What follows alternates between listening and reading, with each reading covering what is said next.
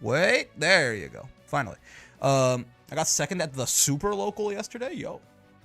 What was the super local? Beat Salts in winners, but then lost game 10 grands? Jesus. 2 Salts again, I presume? Awaited fates? Nice. Can't escape from crossing fate even, perhaps? Hold. Okay, yeah, this was the last game we had in Dreamland. The Assaults. He's a toughie. He's a toughie boy. Game 10 is fucking nuts, though. That's awesome. I mean, good job still. Yeah, we were fighting Fred.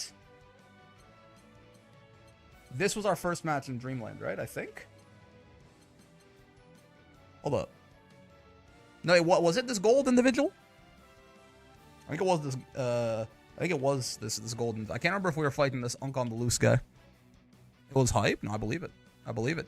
I mean, any game 10 grands, no matter how it goes, that shit's got to be pretty good, right? Yeah, I think all the homies are now in full agreement that if players literally never teched with throw ever again, they'd win 90% more matches. Maybe. I definitely have, like, at first, I used to never tech with throw ever. Like, I only ever 2L teched. And recently, I feel like I've actually switched. Like, I just default to teching with throws so often now. I'll tell you one thing. I have to think about that a little bit more to give you, as in throw teching makes people play worse or better. I think he means that throw teching with the throw button specifically is not worth the risk involved, will be my guess. I'll tell you one thing, is that for Ladiva in particular, it feels like it's probably not very useful at all, right? Because, like, every fucking, like, she loses to everyone's buttons post throw tech, pretty much. Right? Like, 2U is your thing, but, like, God forbid. Always delay teching, it just got mashed into my brain.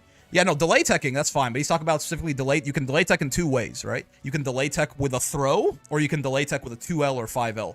Tubby is saying that his homies are in agreement with him that teching with a throw is awful. It's garbage, right? You should be doing with 2L or 5L literally almost all the time. I think it's valid.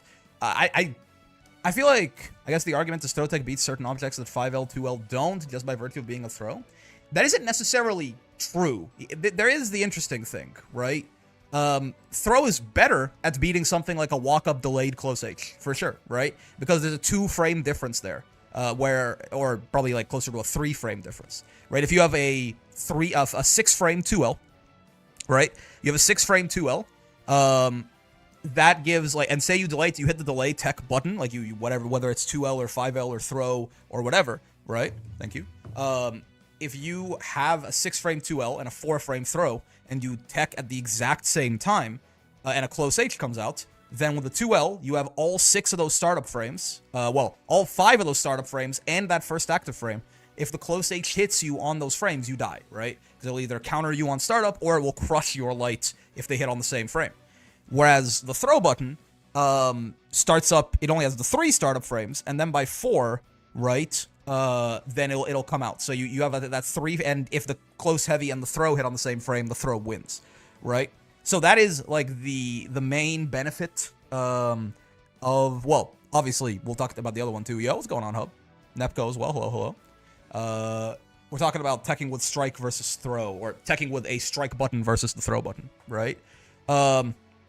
So that's one of the benefits. The other benefit, obviously, is the post-throw tech situation, right? If you tech a throw with 2L or 5L, you get the red tech, you fall over, you're -6, you take a little bit of damage. If you tech a throw with throw, then you're even on block, right?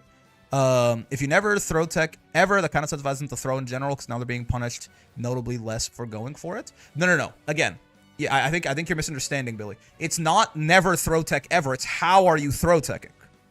Again, you can tech throws 2 different ways. You can tech with a strike button, or you can tech with a throw button, right? The point that Tubby is trying to make is that you should always tech with a 2L or a 5L, and not with the throw button yourself. As the defender, you should hit 2L or 5L on a delay to delay tech.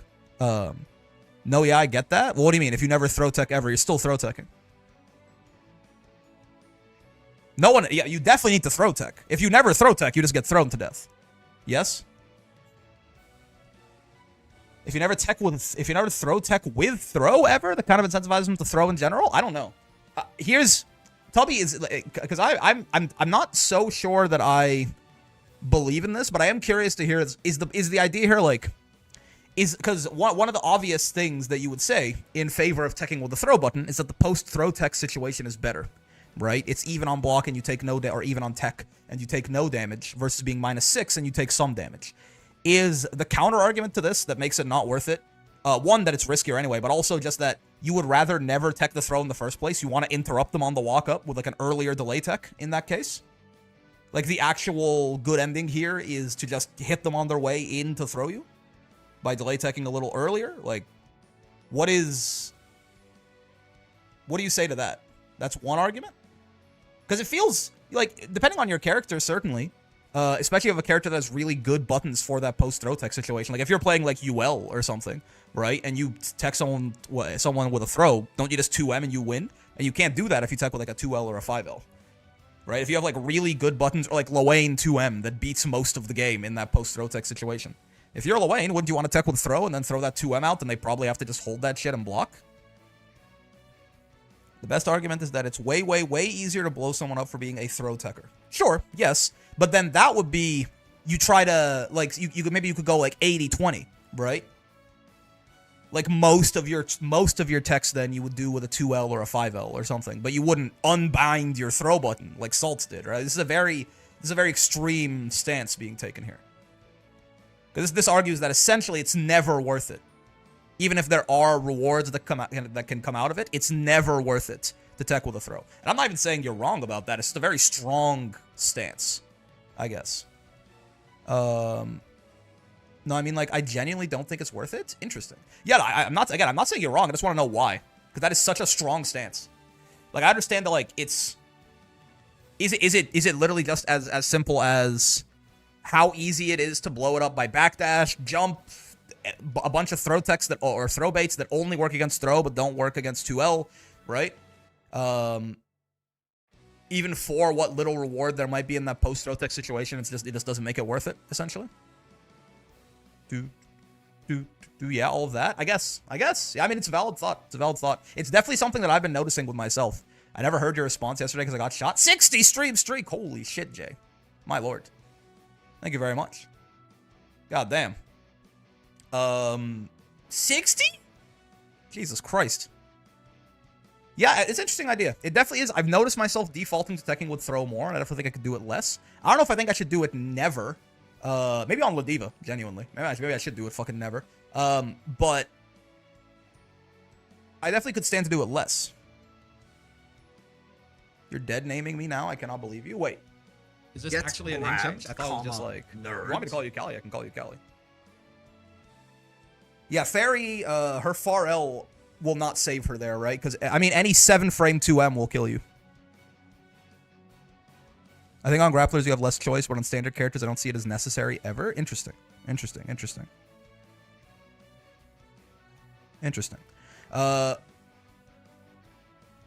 Utakleini? Utakleini? Possibly? It's a hard name. That's a hard one. That's Utakleini? Thank you for the follow, regardless. The other inspired by my IRL dead name. I wanted to change it. Oh, I see. I'm sorry. I didn't know. All right, well, would you like me to call you Callie then? Is that better? Then going whole hog probably isn't the play, but 100% see the argument to go for a lot less than traditionally done. Yeah, I can definitely... Well, I agree with that, Billy. We can at least definitely meet... not even halfway, like 70% of the way there with what Tubby's saying. Doing it never is like, maybe it's right, but it seems like, at least for now, I'd need to think about it some more before adopting it like that. I definitely have already been having the thought that I need to do it less, because I do feel myself getting, like, there are many matchups where, like, there are some matchups at the very least where I just straight up think you could never ever do it, right? 2B being one of them. That was something we realized with Wilderness halfway through, right?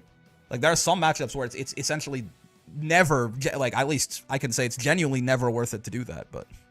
Wonder what I should do? Gotta lab that? Some characters just are loose in the post-throw tech situation, right? Like, sometimes your best... And for those characters as well, they're, like, at the very least, we can start carving out subsets of people for which it's never really useful, right? Up to you, just kind of explain the change. Well, I want to respect what you want to be called. I just don't know what that is right now, is what I'm getting at, you know?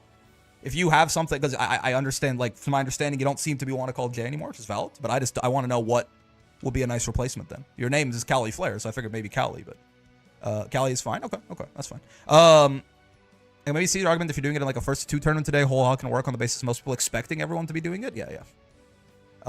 Yeah, backdash will just get beaten by a fuzzy mash 5L, and I mean even a 2L depending on what your 2L looks like and what your conversions look off it. You can even do it with 2L, right? But yeah, if you 5L, you will get like a full combo generally on it. Just showing that you don't tech with throw will make them not backdash, I guess. If they're... It's interesting.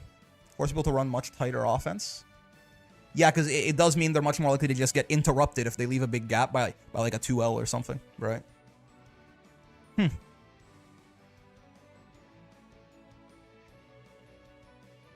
Gives you way more obvious DP opportunities. Yeah.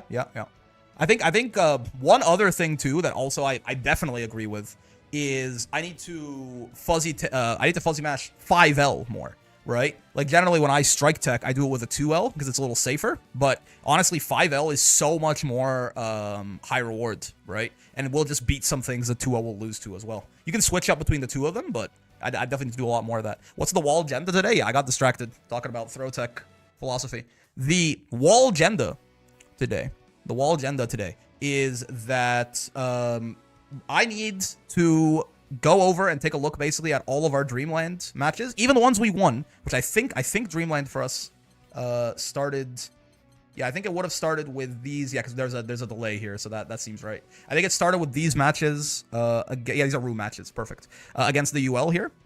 We're going to go through to say hi to Sun. Oh, yeah, we'll say hi to Geef in just a second here. We'll go through and look at all of our matches, and really, this is going to be me trying to find habits that I want to change on my Ladiva. I can already think of a couple, and we sort of tried to work through it as this tournament went on.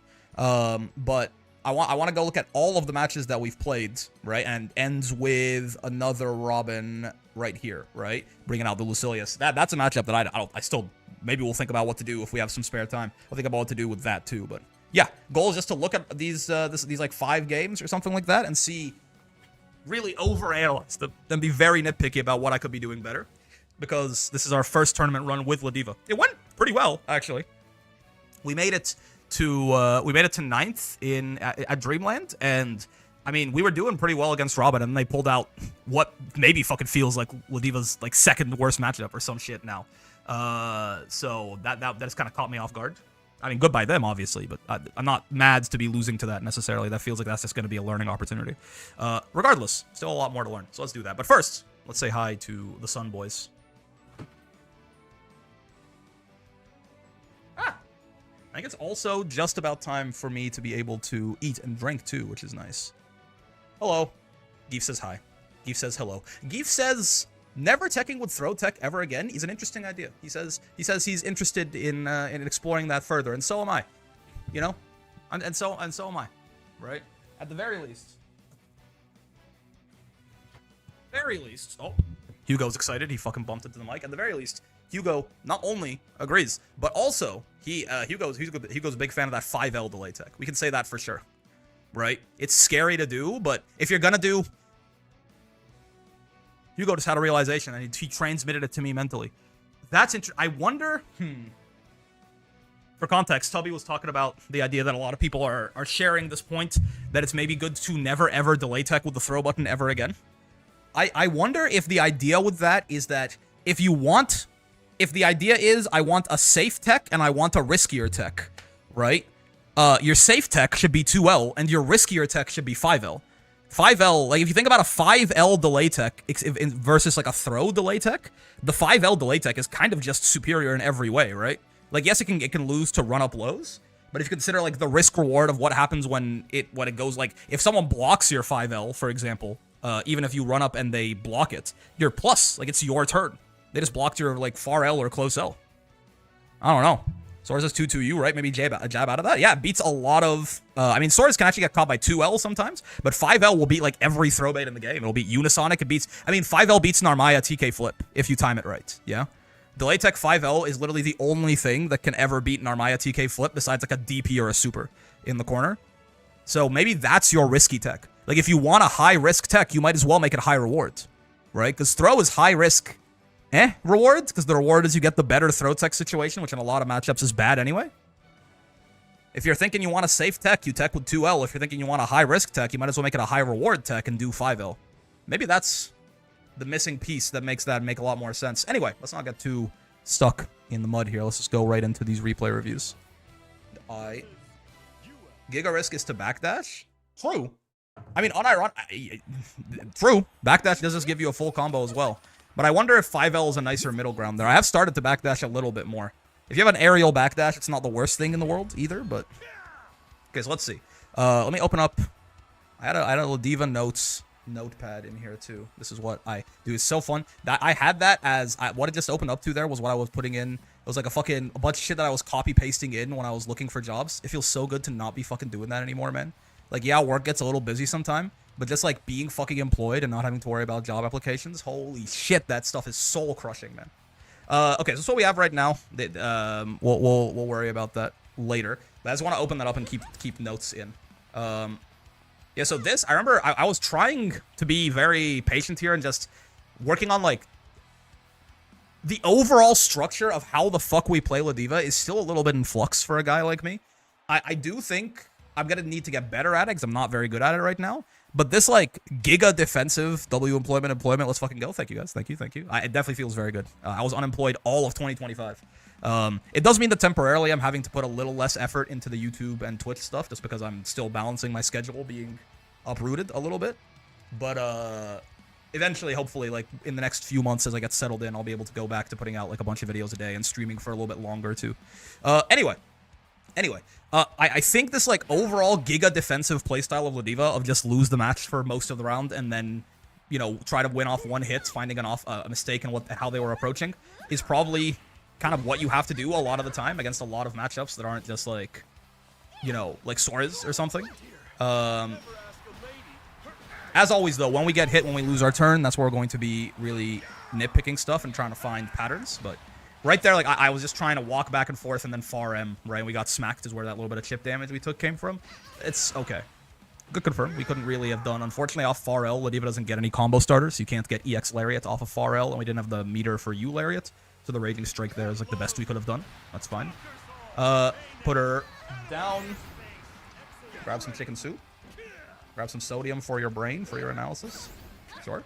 Obviously, that was a missed hit confirm. We could have killed her there. This is one thing that is pretty important on Ladiva. Even, like, obviously hit confirming is important all the time. But because of the fact that people are often going to be backdashing or jumping or something like that to try and beat command grab, you're going to get a lot more of those stray hits, right? It's not really something that's very easy to fix. Is it labbing time? Indeed.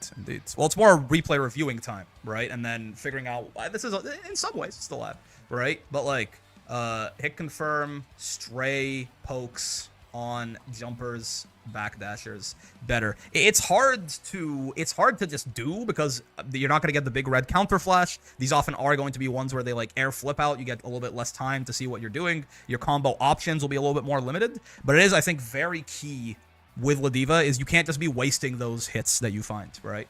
Like, if we had confirmed that far M poke there into Raging Strike, or EX Lariat if it was up, I can't remember, she just dies, right? And again, if we're going to be playing this game plan where Ladiva has to, you know, be patient and then win off of the first chance that she gets, we can't afford to be throwing shit like that away.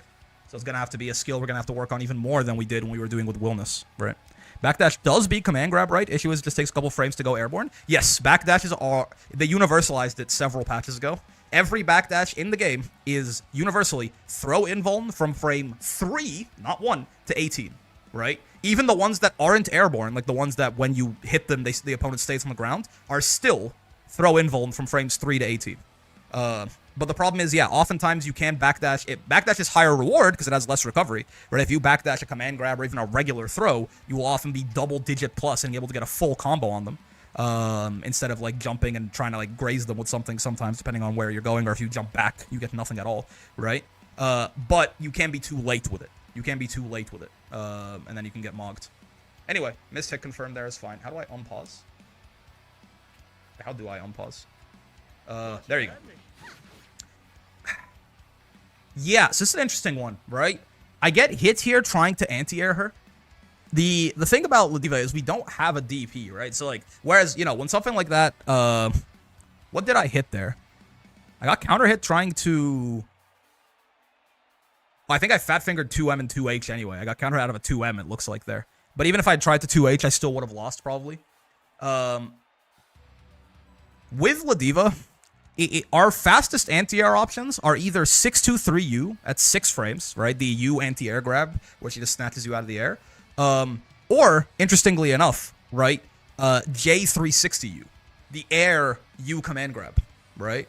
I sided with the obvious. What's wrong from letting them air flip out off an air hit? The obvious problem is that she was dead there, right? The obvious problem is that far M should have killed her. We far M into Raging Strike, into far M, into EX Lariat, into close M, into super, and she dies, right? The round ends there, essentially.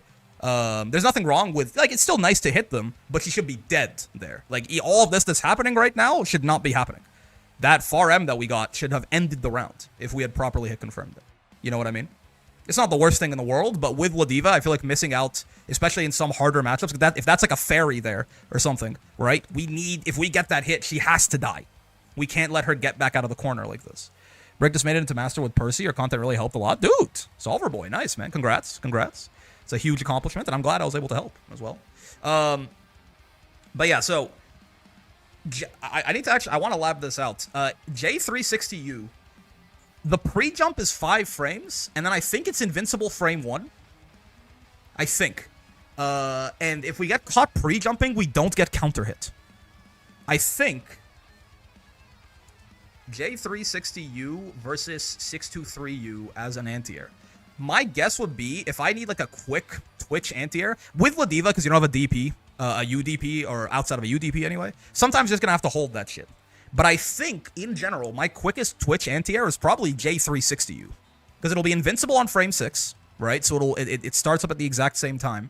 How's the range on those? 623, again, the grounded anti-air command grab, has more horizontal range. J360U has more vertical range, generally. But in a situation like this, where it's like a close anti-air, like I don't have the time to 2H, all of them would hit, for sure. But I think J360U is probably going to be safer, generally, because we could back jump to do it. If we get hit in the middle of that, we're probably not getting comboed and counter hits like we would on a 623U. And I think it starts up in the exact same time, and the reward on it will be higher, right? Obviously, we would do simple input there, because it would be tough to do like the TK on command under pressure there, but... Because here, I think I tried to 2H. I ended up fat fingering 2M, but 2H was never going to work there. So definitely something to check there, is the difference in those two anti-airs. She's dead as hell here. That's fine. Oh.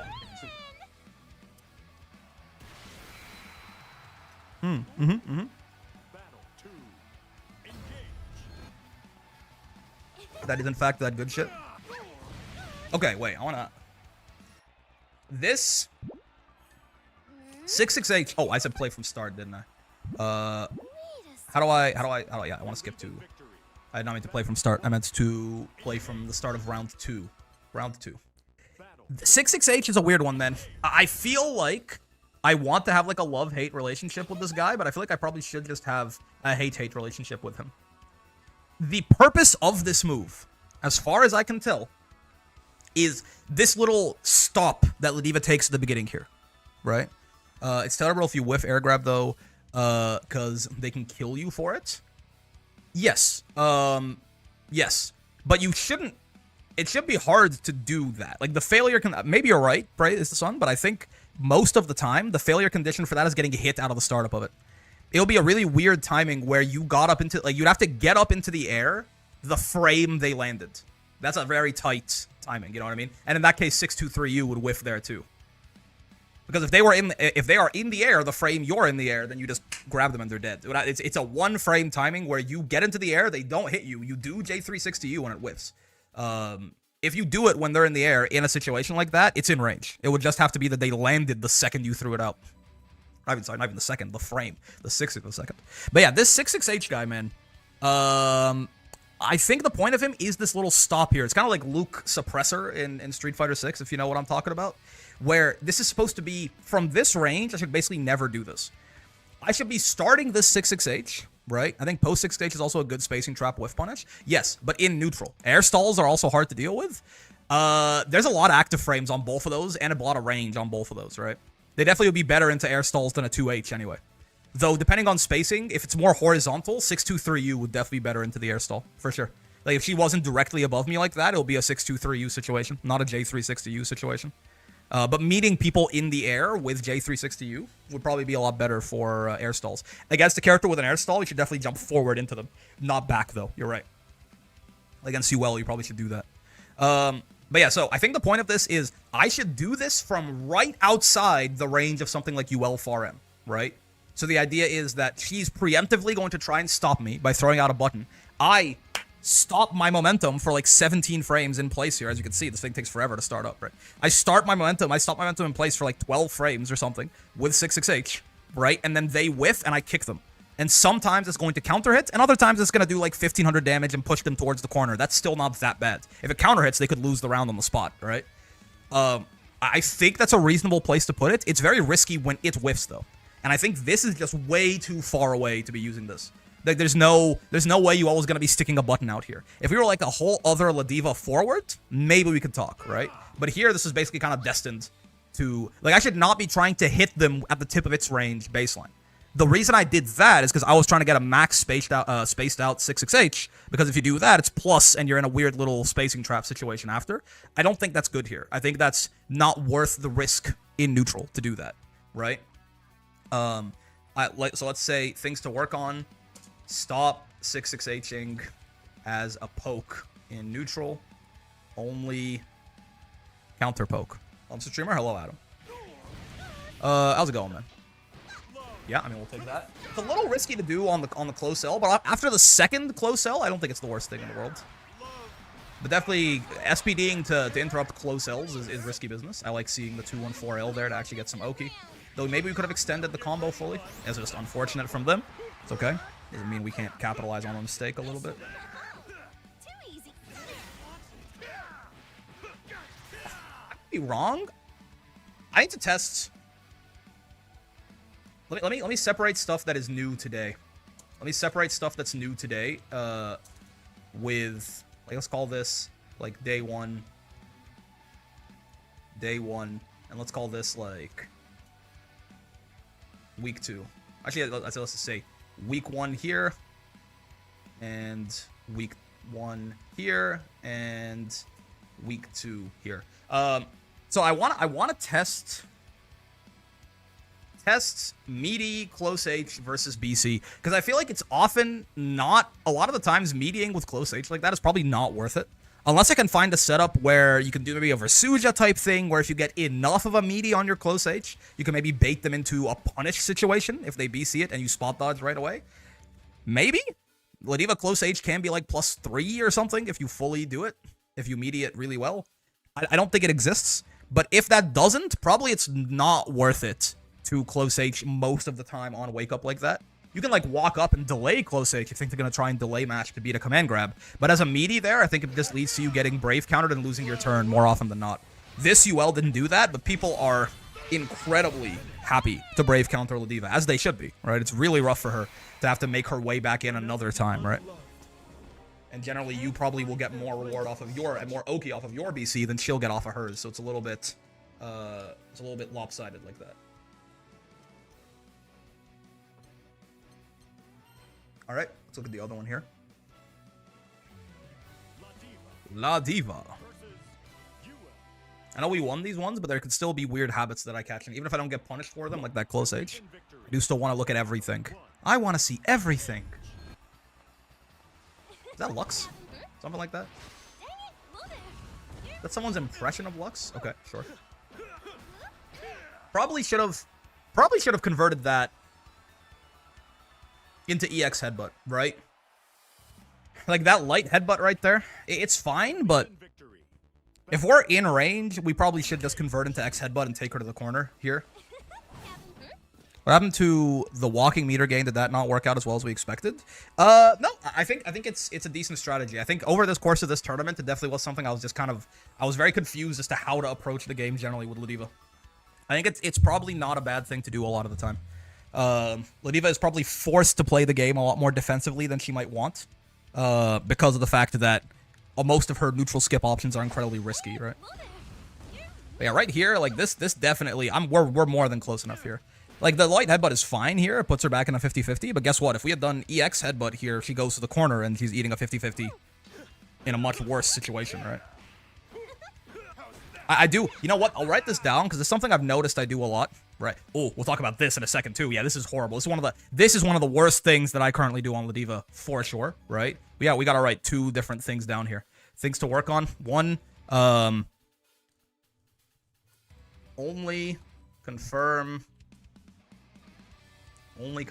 into L headbutt off light pokes, or if spacing for EX headbutt is iffy. EX headbutt is always worth using if it'll hit. The other thing is this right here. Yep. This one I gotta yell at myself on. Stop using Lariat on crouchers mid combo / block string, dumbass. This is really bad, right? Like, it's one thing in neutral to go, I'm gonna Lariat and hope they don't crouch it. That's already bad enough. But when they're blocking something or I'm hitting them and I like deliberately use the only move that won't connect in a hope that they stand up, maybe it happens sometimes. But this is horrendous stuff. This is like literally just like it's just a bit of a Ladiva weirdness you got to get used to. But this is genuinely disgusting to just do this shit, right? Head 755, by the way. Thank you very much for the follow. I'll hydrate. I actually can do that now too. I don't have my water here. I'll hydrate with this chicken soup. How does that sound? There's water in here. The soup is mostly water. Too easy. I mean, I'm the world's greatest, so I just hit them anyway. But like that's bad. That's really bad. Bro eating soup. Is that soup in a mug? Do you not? I've never understood eating soup out of a bowl. It's a drink, man. It's a drink. You drink it. It's absolutely soup in a mug. Holy shit, 2L tech into 5L. He's the world's greatest. Stop? Stop with what? I don't know about all that. I feel like that was probably not... I mean, I guess I haven't you Lariated yet, but... Nice. Dead. It's noodle-less soup. That's slightly more okay. Yeah, there's like little... I don't know what the name for this is in English. It's kind of like rice. Like, there's a grain in here. There's a grain in here similar to rice that is very easy to spoon feed yourself, basically. It's not rice, but it's like rice. Yeah, like right there, that's a good time to light headbutt. We couldn't have EX headbutted anyway, right? Well, do you get it off? Okay, never mind. This is a good question. This is a good question, actually. Things to lab / questions. I think the answer to this is yes, now that I'm thinking about it. Do you get EX headbutt off crouch hit far L? I think the answer is yes, depending on certain spacings. Is it couscous? No. Funny enough, we call it bird tongue, but it's not actually like there's no meat in it at all. It just looks like little things, which I guess like if I translated the Arabic for it directly into English, it's bird's tongues because they're little like rice grain looking things, but there's no meat in this at all. It's just what we call it. It's entirely a grain. It looks like rice. It looks like long grain rice. We are not calling it that. Nothing against Arabic. Arabic is a much prettier sounding language than English, right? So it doesn't sound quite as fucked up when you say Lisan Asfour compared to bird tongue. It might be like orzo or something. Is that what people call it? Yeah, it might be like orzo or something. It's like a long grain. It's like a long grain of rice, is what it looks like. Wait, why we get hit here? Orzo? Yeah, it might be that. I actually don't know what the name for it in English is. Or I guess that's like Italian or something, probably, right? Okay. I'm okay with this. Backdashing, building meter. Yeah, he's got smacked. I mean, that was just more a timing thing. But probably still... Yes, it's more of a timing thing, but I probably should not be trying to fuck with Duel Far M with my Far M in that range, right? We're just kind of outranged and outgunned. Okay. Could have Raging Struck and killed her there, probably, but... Wait, it's Orzo? I don't know. I only know what this is called in Arabic. My favorite Wilna streamer is on. Who's gonna tell? Oh. Sure, I guess. I mean, that worked. That was a weird situation. I looked it up. It's Orzo, sure. Like a pasta, a very little pasta. Is it a pasta? It might be. I guess it's not. It's not rice. I think it is a very little pasta. Yeah. Such fancy footwork. And don't. You think it's actually worth it to do the meaty 6XL Oki's just gonna get BC'd most of the time? It's a good question. It's a good point. It's a pasta and it'll be different texture to rice. Yeah, I'm feeling the texture right now. I think you're right. It is a good point. A lot of the times, it's the only way Ladiva can actually get the Oki. But I think an interesting thing is that probably sometimes I have to fake it and just run up and command grab a little more. You know what I mean? I'm a fan of your other characters too. Nice, nice. We take those. Like sometimes it's the only way Ladiva will get any Oki at all is off a 6XL like that. But while I think it's definitely wasteful to just always do that, because then you do just get BC'd over and over. Sometimes you definitely want to have them waiting for the 6XL to BC you, and then just keep running and SPD them instead or something like that, you know? Probably is worth to do. Mr. Fred UL, another UL. Okay, let's take a look. Different. This is a UL where we lost, actually. Let's take a look at this secondary UL match here, see what we can find. I only recently found out that Orza is the stuff I used to put into my rice. What the fuck? More rice per rice? Yeah, if it's a pasta that looks like rice, then I guess this is Orza. Wait a second. Could have sworn I saw some sparkles. This is where I mentioned something about a ghoulossus, I think. See anything, Ladiva? Oh, looks like we have a guest. How do you skip this shit anyway? No offense, but Show? sometimes I do just. Oh, next round does it, right? Yeah. All right, let's see here. Round starts 6XM. I mean, real and true and valid also. Oof. Yep. Again, probably more patience there versus the jump is a good idea. Oh, I mean, hit confirms. Yep, that's. I do remember. Okay, I do remember this one actually. It came back to me when it happened. I tried to go close L into close M right there because on counter hit close L you do get close M, but I fat fingered and hit medium and heavy and I got a throw. Right. Need to kill all low 6XMs. Real and true, perhaps. Yeah, it's a tough situation right there, but I don't think dashing is ever the play. Like, I don't trying to. I think you know what? Because I get very frustrated at the range of Ladiva's 6XL sometimes. I think genuinely, right? Just give up on using 6XL as a defensive option, like 99% of the time.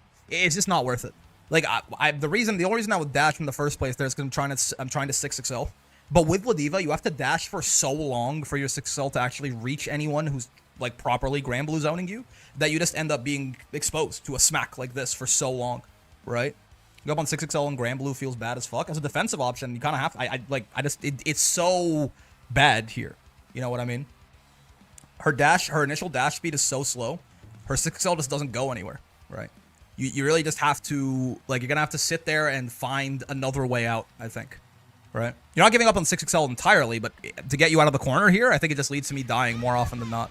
What would have worked there then? 2M, SPD? Yeah, exactly. Like, waiting for him to put some other kind of gap in his offense. And interrupting it on there, you know? Because I get hit here because I have to dash for, like, a full 2 seconds or something to actually reach him from where he was Grand Blue zoning. And you can't block while you're dashing, right? Like, so many times, if you go back to the past week of us playing Ladiva, there's so many times where I go, what the fuck, the 6XL missed there, what brother, what now? And I'm just fucking crashing out. And it's just because, like, yeah, almost all the time it's when I'm back to the wall and the opponent is pressuring me, and I always go, what do you mean my 6XL didn't reach? It's just not gonna, man. Stop trying to make fetch happen. It's not going to happen. Grappler jump, ooh, okay, sure. Light headbutt as a confirm off of far away air text like that isn't too bad, actually. Yeah, we can't interrupt UL Fox Flame, I think, like, all the time. No matter what button she cancels off of it. This is fine. This is fine. It's been a pretty solid round so far, actually. I think I could have gotten one more hit there, like close HH into super. I wouldn't have killed her anyway, but...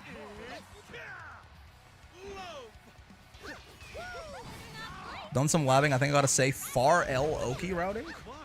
What do you mean? Oki off of far L? Nice. Or do you mean using far L for Oki?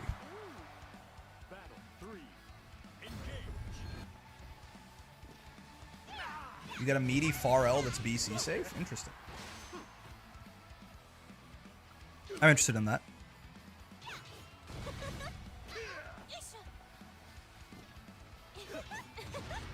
You're like, at this distance, you just gotta not 6XL. You gotta wait for him to come to you somehow.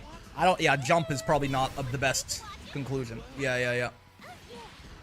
You have to play your defense incredibly patiently on Ladiva, I think. And then every now and then that might earn you the right to be a gorilla with like a 2U or something, but... Yeah, I just forgot about that. I didn't hit the guard button there. How's it do against Ilsa? Is the laser hell? The laser's kind of hell. You have to fit in like a light lariat somewhere to jump scare her, basically. The anti-air looks so nice. You all just have a very nice 2H. Always has. Such a charming man. Charming manner. Add a little pop to my rice. Game changer. I'm valid, I guess. More rice per rice, man. Believe in victory. Battle 1. Engage. Okay. That was a slightly better spacing for that. I do like, again, do not be afraid to SPD when people leave gaps in their shit, right? Ah, far H. Panini, how could you do that? You can do a double cross-up like that? Yeah. You just hold the guard button, but if you're being lazy, you will get haha funny. Or if you forget that it exists, like I did. There's that throw tech blowing us up. Curious. Curioso, even. I don't even know what the fuck that was. That was like fully reactably after she was in the air. I jumped. I think we were just panicking maybe at this point. That was. I mean, we probably should jump and meet her in the air with the air-to-air grabs. I mean, honestly, in general, I can definitely put. Do I already have it in here? No, I don't. Somehow. Yeah. We like just in general. Very good odds that this person is incredibly smart command grab and attractive. much more. Right. Add react better to the list. This it's just it's not even react better. If using this move was on my mental stack more, I would just react anyway, right? I would like it's just I don't think to use this until after after the situation where it was good shows up most of the time. Also, Zach, thank you very much for the 14 months. Goddamn. Battle 2. Engage. Goddamn. Sure. Yeah, Gurren. This move always freaks me out. I thought she would be slightly minus there, but I guess she spaced it out enough to be plus. Like, I always, almost all of the time that I see Gurren hit, I'm like, that wasn't spaced out enough, and like, always was. Like, from there, the thing I have to remember is that from one backflip away, it's like always plus. And that is definitely a backflip away, right? I always think you have to space this out so much more, I think you have to space this out so much more to be plus than not.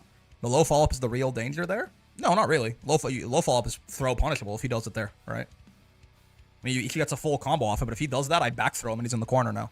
The problem here is I misread the frame advantage on Gurren, right? I always think you have to be so much better about the spacing for it to be plus, but it's plus like most of the time. Yeah, I tried to SPD interrupt there and I die. Was buffed a while ago to be more lenient with the spacing. Maybe that's what I am thinking, yeah. Because like so often, I block a Gurren, and I'm like, they didn't space that at all. That's gotta be minus. And then I just die.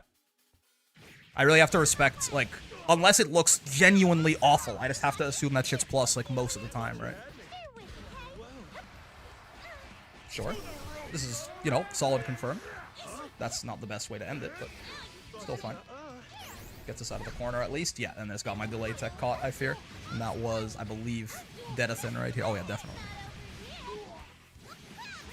Okay. So many, that was like 7 close H's in that combo. Be about 41 hit ass combo. Losing doesn't look good on me. Doesn't look good on me. Yeah. I think this is a big deal, right? Like, you just can't. You can't afford oftentimes to use like the big burst options on defense with Ladiva. You can sometimes, like sometimes if they're left in a situation like after UL doing fucking Starlit Sky or something like that, right? Can be +6. What are you talking about? and she's like -3, and we can 6XL her, sure, right? And it's spaced out at a time where I can instant 6XL and it'll hit. But against people who are Grand Blue zoning me, I just have to stop that shit, I think. I have to stop that shit. GON on block? Yeah, well, if you really space it. But I'm talking about, even if it's like +1 or 2, that's enough, right? The important threshold here is when does it become plus? And that is a lot smaller. You can be a lot closer and have that happen than I think it is, right? Is the real issue here. Sure. Okay, fine. I remember this was the Belial that really just kept doing 6XL into 2M over and over. He really was not respecting Ladiva's ability to interrupt his block strings, if I recall. Nice job. Sure. Okay. Interesting. No hit confirm is real unfortunate, yeah. It is just, I mean, obviously hit confirming is important on everyone, but it is really, it's a very big deal to, like, when you're on a 1 chance character, you can't throw away your 1 chance, right? It might be your only chance. Interesting, sure. Yeah, you don't get far M off of that. If I gotten far L, I could have Raging Struck, 2M, Lariat, SSB, SPD, shit. That was, yeah, really bad confirm. Bad round, bad round. Command grabbing Belial 5U must feel so good. It feels much better to stand there and then fucking counter hit close H him for 11k, personally. It's crazy how often I was getting low 2M in neutral. Yeah, that is only +1, right? So it's pretty hard for him to, like, he would have to do 2L after that. He could do 2L after that, but I don't think this Belial was super cognizant of the Ladiva interrupt. Insanely bad. Holy shit. What the fuck? Yeah, far H is punishable on block when you don't cancel it, right? I mean, I don't think that's gonna be a habit. I don't think I have to write that down, but no, that was insane. Like, they worked, but that was god-awful. If I see that a couple more times, I'm definitely writing that shit. I hope I don't do that more than once. Okay. Not bad. This is a pretty good bait on his 6XL there, right? Backdashing, whiff punishing, not bad. And they say you can't whiff punish 6XL. Sure. Could be headbutting these for sure, right? I think I figured this out at some point in this set, but you, like, every one of those should be like 16 meter, certainly. I'm raring to go. Out, out. Every one of those should be meter. Taste the lust. On that Genesis. On that Genesis. Me when I create someone named Anna. Yep. This is where it begins, I think, where he just keeps getting his shit interrupted by the... Oh! Yeah, man, those hit confirms. It's tough. The problem with Ladiva is you often don't have a safe confirm, right? You know, but, like, light headbutt could be. Like, at the very least, I should be defaulting it to light headbutt a lot of the times off my buttons. Does you, Lariat, have armor? Hell no. Could you imagine? Pretty nice. Be pretty nice. Creating Adam, hashtag relatable. Would you do JL into air command grab or just air command grab? Just air command grab. Oh my ass. Especially if it's the U version. It's the air command grab starts up faster, has more priority, and if it's the U version, has invul, right? So it's quicker to do air, like, it's better to do air command grab right away than JL into it. JL starts up slower and loses to more shit. How do we get hit here? I actually didn't check. Was it something funny, or we just kind of get timing? Ah, well, that's no good, certainly. Ah, that's also no good, certainly. Okay, yeah, I think I figured this out later in the tournament run and later in the set. But, like, hey, man, like, headbutt projectiles. Headbutt is really good against projectiles. Like, I keep trying to do all this different shit to beat Belial Fireball when I have, like, the one-size-fits-all, like, just hit a button and win in the back of my, in my back pocket. Okay, Brick My Routing, you can get a meaty close L, needs micro dashing. Interesting. Making M Lariat an overhead would be pretty funny. That's crazy. Did whiffs on standards? Do you have similar issues with, like, Wellness Bottle, or is this just a Ladiva issue? I guess it's just a Ladiva issue. Pace yourself. Here I come. I might have had similar issues with Wellness Bottle early on. That's dead. We just have to get used to using our every tool in our kit again, right? It's the Brick Dude. Good evening, my guy. Hello there. Oh, hello, hello. Seems love is a weakness and not a strength. Somebody get this guy, man. Somebody eat this guy. Somebody kill and eat this guy. You give up 300-ish damage? What routing are you referring to? Never realized his jockstrap had a zipper on it. Easy access, man, for Lucilius, if he ever asks, which in about 2,000 years he never has. But one day soon. You wait, man. He's just preparing. Nice. Sure. Professional yearner. That's what I'm saying. The yearner has logged on. Wrong account. Hello. Belial's a yearner confirmed. I mean, Belial is like, he's a pro yearner, no? For all of his fucking sexual harassment adjacent, or even sometimes just directly sexual harassment talk, Belial is a virgin, yes? Someone told me that he's saving himself for Lucilius, which is a fucking insane thing to think about. Yearner scaling Vera versus Belial versus Nier? Doesn't Belial mock? Yeah, he is. Like, for all of this that's going on right now, Belial has been, as a being of pure sex, he's been saving himself for Lucilius for like a couple thousand years, probably. How old is this motherfucker? He's got to be. I mean, at the very least, he's got to, like, if we're talking, he's been yearning longer than Vera's ancestry has been alive. You know what I mean? Satan's most patient soldier, for real. Like, I'm pretty sure that Vera can't even compete, man. Vera's been yearning for, at best, I don't fucking know. How old is Vera? Like a decade? Yeah, at best. I don't know if she's like 32 or something. It's probably a lot younger too, right? Belial's been yearning for a couple millennia. Strongest yearner of today versus strongest yearner in history, yeah. Over a millennia old. That's what I'm saying.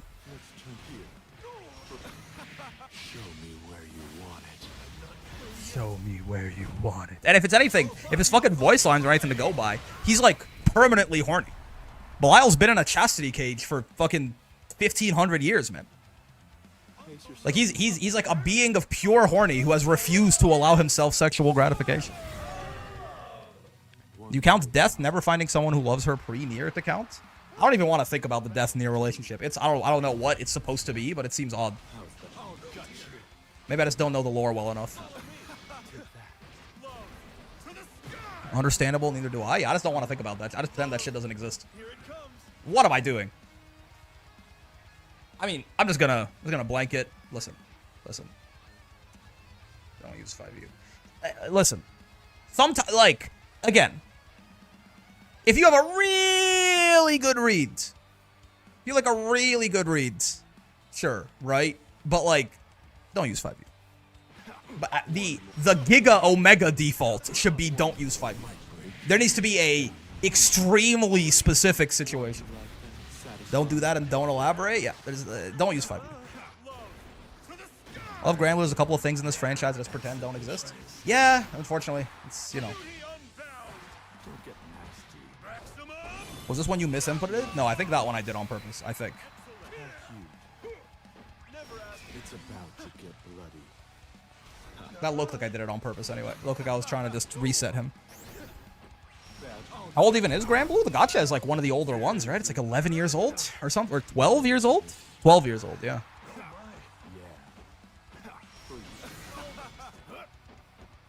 Oh yeah. Oh, he did 667 to 2L right there. That's actually quite clever of him. He's dead. Nice hit confirm. That's what we need, man. That's what we're talking about. 2014, 2015. Insane.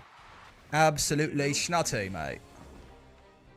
Those hit confirms, that's the difference between winning and losing. Like, maybe our tournament set, like our tournament run stopping right there, or keeping on is that hit confirm, so. Just turned 12. Nice.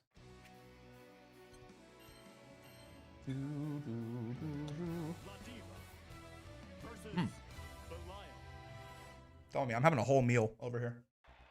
Believe in victory. Battle 1.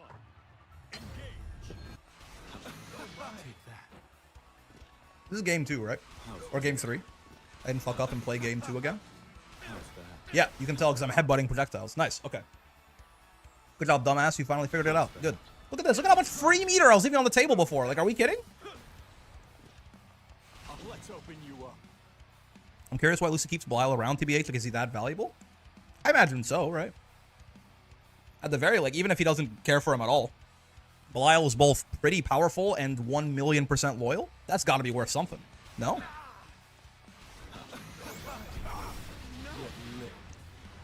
And all you have to do is deal with him being a little annoying. Belial's 1,000 years old, and Vera's 22. Belial has like 985 plus years yearning on Vera. And Vera probably was not yearning for Catalina since she was like 4, right? Like Vera, I don't know, man, at best, be like 6 years, something like that.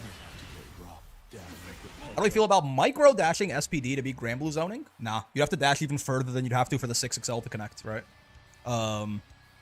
If someone is right in your face, then sure, but no, I don't think so. They were both around 14. So 8 years of yearning versus 1,000. 992. Vera brutally frame mogged by ASU urine leader. Urine mogged? Beep. How powerful even is he? He's a primal beast, right? Belial, holy, this fucking outfit. Every time you pause on this outfit, every frame of painting, man. Belial's a primal, yes? Like, he's a nuke. He's got to be pretty strong. Yeah, I mean, fair enough. It was a guess for game. He guessed right. He's the only one unconditionally loyal to Lucy. Exactly.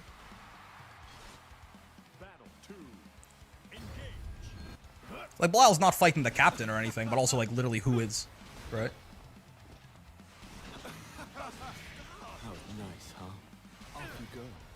He is a primal, I believe. Yeah, like, that's just even baseline. That's got to make him pretty strong, right? I think he might be an origin beast at that. What is an origin beast? Out. Guess fine. DP's okay. That's the first time I've heard that term. Are those like the first primals? He's an angel, which has primals are typically above most other primals. Yeah, like so I see. He's like a primal the way that like Sandalphon is a primal beast, right? Like all the angels are primals as well. He's like a giga primal. Yeah, I mean that's got to be pretty like.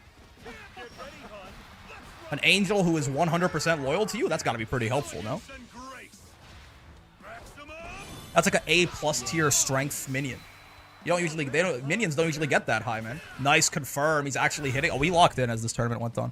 Lucy himself is insanely powerful, of course. Yeah, I mean, Lucy is, like, Lucy made the angels, didn't, or no? Lucy made some of the angels, no? Lucy made all of the angels? Yeah, Versucha's the avatar of Bahamut, right?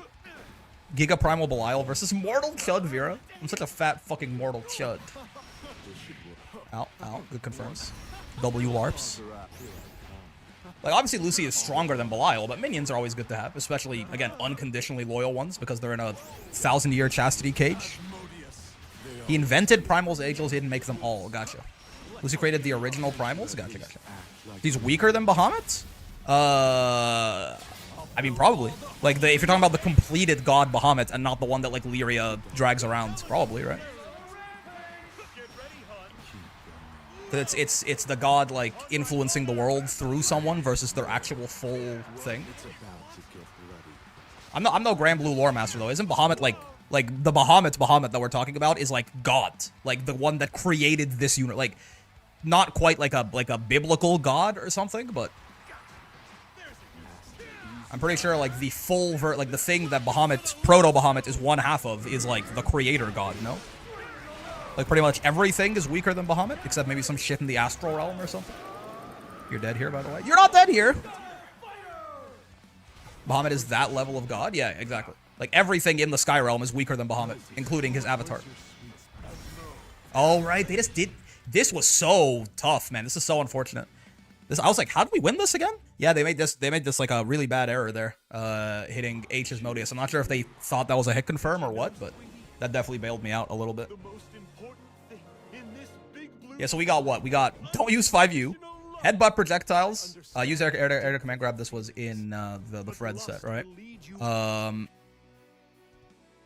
Yeah, okay. I mean, yeah. Don't use 5U, and headbutting projectiles is certainly a really big deal. And, I mean, it's not really worth mentioning because we already wrote it down. Oh, did I not write it down? Oh. I thought I... Oh, yeah, no. Hit confirms, straight pokes, yeah. The reason we won this set is because of those kind of hit confirms, by the way, right? There were a couple, I did try pick confirm here, but the reason we won this set is because of those same kind of hit confirms that we missed against the other UL. There were like a couple of very important hit confirms that we landed here that got us the set. Okay, Haitian Unk. I remember playing this matchup, feeling like leaving this matchup, feeling like I played it very poorly. Right? But the matchup is just so good for Ladiva, it didn't matter. So I'm sure there's going to be a lot to comment on here that I'm going to be angry at myself about. Let's see. Let's see. This is fine. Sure. Off to a good start. I wonder how powerful the new version of Lucy will be. There's a new version. If Lucy's so good, why didn't they drop Lucy 2? If Lucy 0 is so good, why didn't they drop Lucy 1? Sure. This is fine. This is okay too. Definitely should be anti-airing those again with the jump, but we've talked about that. Yeah, that's why this matchup is so good. Everything Saurus does puts him in a 50-50. Oh yeah, the delay tech 2M was kicking my ass here. Like, the first time is fine, but I really needed to start, like, preemptively hitting my shit a little quicker, right? Oh! Okay. I thought I was gonna get 2L, 2L, far L, 214U there. This was the misinput. The far L whiffed, and when I tried to do 214U, it just gave me 5U. This is fine. Though I definitely should have, you know... You definitely have to be making sure you actually hit first. Yes, it's insane. Okay. There's not too much to talk about there. It's just, he wasn't even in range there. Like, I did that before, he wasn't in range when I hit the super. There's a 0% chance that ever hits him there. It wasn't like, oh, he guessed right. I just did it with him out of range. I mean, we don't need to lab the Saurus Ladiva matchup that much. But I'm pretty sure, correct me if I'm wrong, in this case, I can cancel into SPD and kill him, right? I guess this happened a lot in this. Like, right here. Right? I can cancel this into SPD on hit and kill him, right? Like, this matchup is even worse than I thought it was. Oh, absolutely. I'm, like, done recovering with the far M by the time that I get hit here. Yeah. I mean, it almost feels like bullying to write this down. Grabby character beats standstill punchy character? Yep. Check out canceling into SPD off of touching Sora's 5U. Like, I'm pretty sure he doesn't even get this hit here. And like, the worst part is a lot of times when he had to do that, because if he doesn't do this a lot of the time, when he gets that hit, I just SPD him on wake up anyway, right?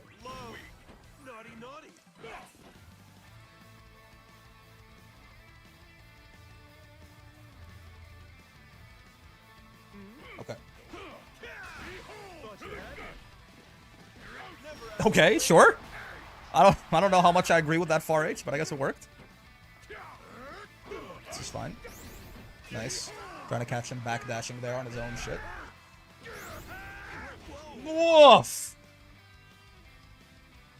Yeah, I mean, there's nothing really. That's just not what the anti-air combo is. Dude, it is crazy how badly we played this set and still won.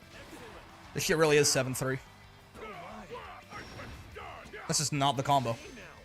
He was dead there. Probably. Like, he probably should have been. His patience is good in the corner, at least.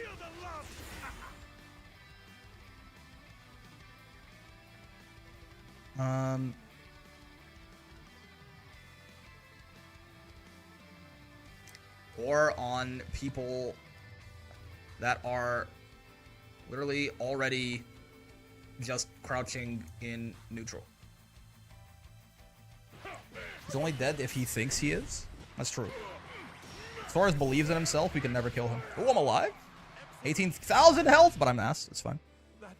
Yeah, we do lose this first game. As we damn well deserve to, right? But... Oh, Santa ass laugh. Okay. Haitian Unk. Come with me. 5 use your green goblin mask constantly whispering to you. You know, I mean, it does do like... If you hit them with it in the corner, it does like 9k, man. It's like a heavy starter. Sometimes 10k if you have SSBA. This matchup really is just waiting for Saurus to enter your space. Yeah, and he kind of has no choice but to do that. You know? Like, it's real rough for him.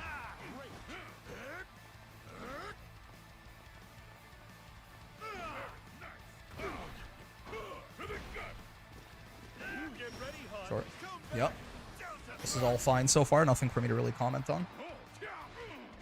It's good. I mean, couldn't really have confirmed that into anything besides Raging Strike off the crouch there. I guess could go into 214U. Some argument that that's worth doing. Spending the meter just to snowball the round even more. I think it's often worth doing on a lot of the casts. I think it's especially, again, worth doing on Ladiva, right? Like, I could have gone into 214U there. It won't whiff on crouchers and hit stun. It'll get his ass. and we could have extended a combo. It wouldn't have done that much damage, but it would have put him in a guess for game situation when he got up, probably. Probably worth doing that there. Don't ever be scared to use your resources to snowball shit on Ladiva. Again, maybe not as much against Soras, but it's just good habits to always say, like, you need those 1 chances, right? A lot of damage. I mean, Soras hits pretty hard. I got 18,000 health. Doesn't really look like it. Yeah, he's in range here. That time, that was a little better. That's just a big fucking grab. That's just a tough one for the boy there.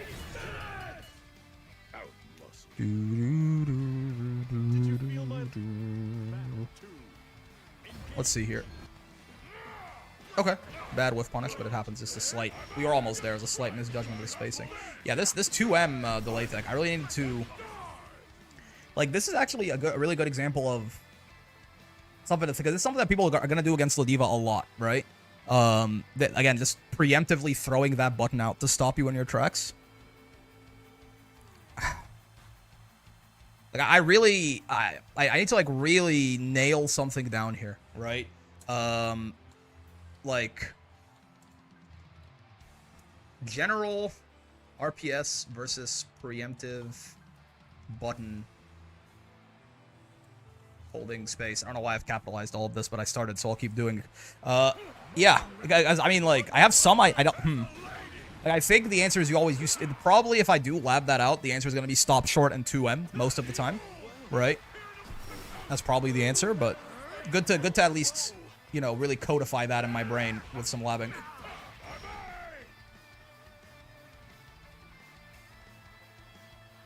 This is a really bad habit. This is now a lot of, like... I am actually desperately trying to lose this match doing that shit.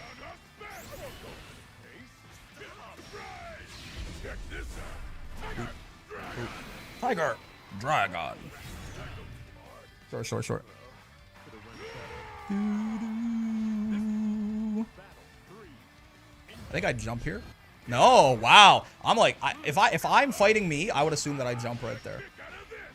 Again, the 2M kicking my ass, right? Gotta figure out a better strat. Like, at this point, I knew he was doing it. I just kind of kept running into it. Sure. On my honor. This is us fighting for our life right here. That guy works, right? That is also one of the primary purposes of 668, just to stop that exact thing.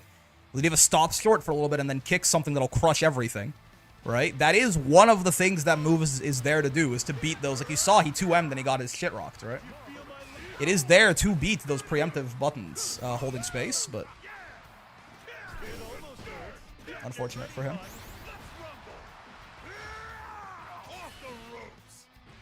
Nice. Keeping it relatively simple there while still making use of some combo limit, at least. Certainly had a lot more to go there, but no need to use it all. Okay, and then finally here, and then the last game was the one versus Robin, right? Soris. What do you got for me, big guy? Surely I jump now, right? Yeah. Oh, neutral jump. Yeah. I'm like, there's something, there's a disturbance in the force, man. It's been too many round starts in a row where I don't jump. I know myself. He can't resist for too long.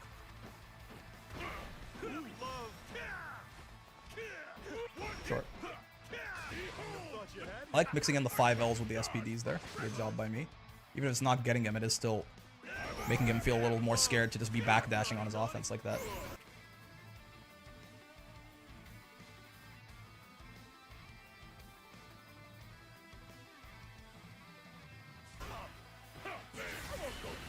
Okay. Wow. Yeah, it's really bad. Confirmed there. 1 round left. It is. This is one of those games. It is actually insane to watch this shit back. Like, in the moment when I won, I think it, like, in some ways, I remember when I won, I was like, you played so much better than me. I can't believe I fucking won that shit. In some ways, I think that is probably kind of, like, it can be kind of BM to say that to the guy who you just beat in tournament, right? Because you know, it's like weird, like almost like a humble brag or something. But looking back at this, that is really like, that is not what I meant. Like, maybe it could be interpreted that way, but that is really not what I meant. I actually just played this matchup so horrendously, but Soras just has to work so hard to beat Ladiva that it doesn't matter. Like, What do I do? How do I highlight this more? I don't... Just put it...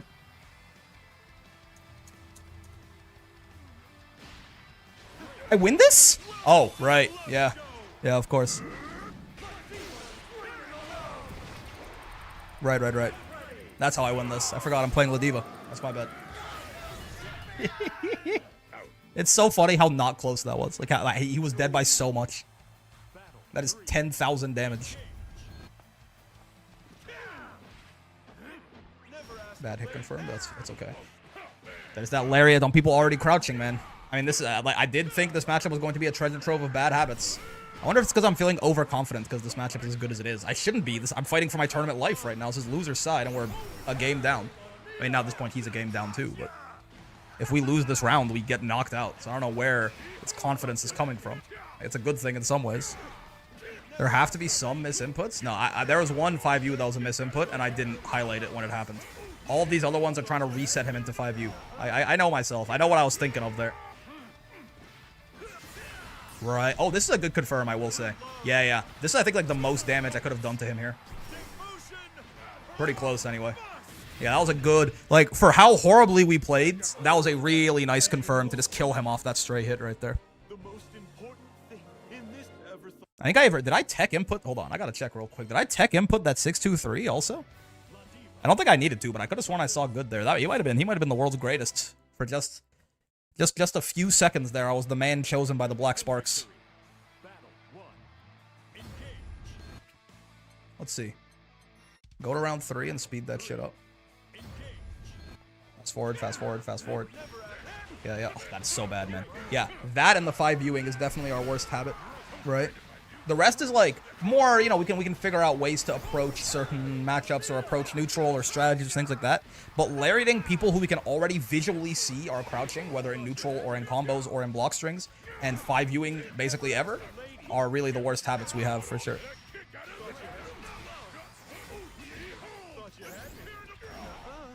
Wait.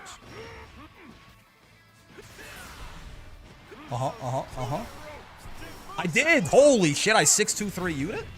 I don't know if I needed to kill him. But like, god damn.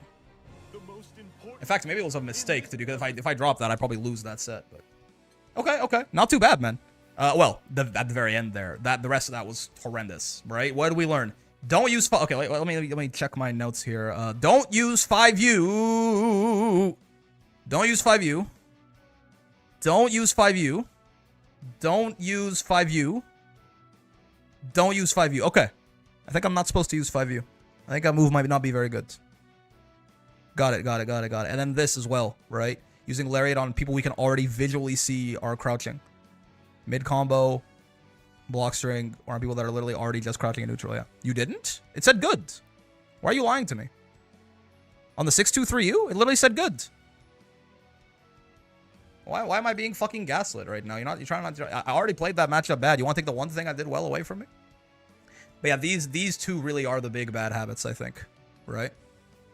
Using 5U at all and layering on people who we can already see are visually crouching, whether they're in neutral or in a block string or in hit stun, right? It doesn't matter. It doesn't work on any of those people. So, good to know. Let's watch our last game here versus Robin and see. All right, yeah, this, by the way, I don't think I've played a lot of Meg versus Ladiva since she came out, because I was mostly, we were already, like, witnessing a good bit. Now that was Lariat? No, I don't think so. It looked like the good popped up in that moment. I think you're gaslighting me. I don't believe you. I'm choosing not to believe you. I think I'm the best.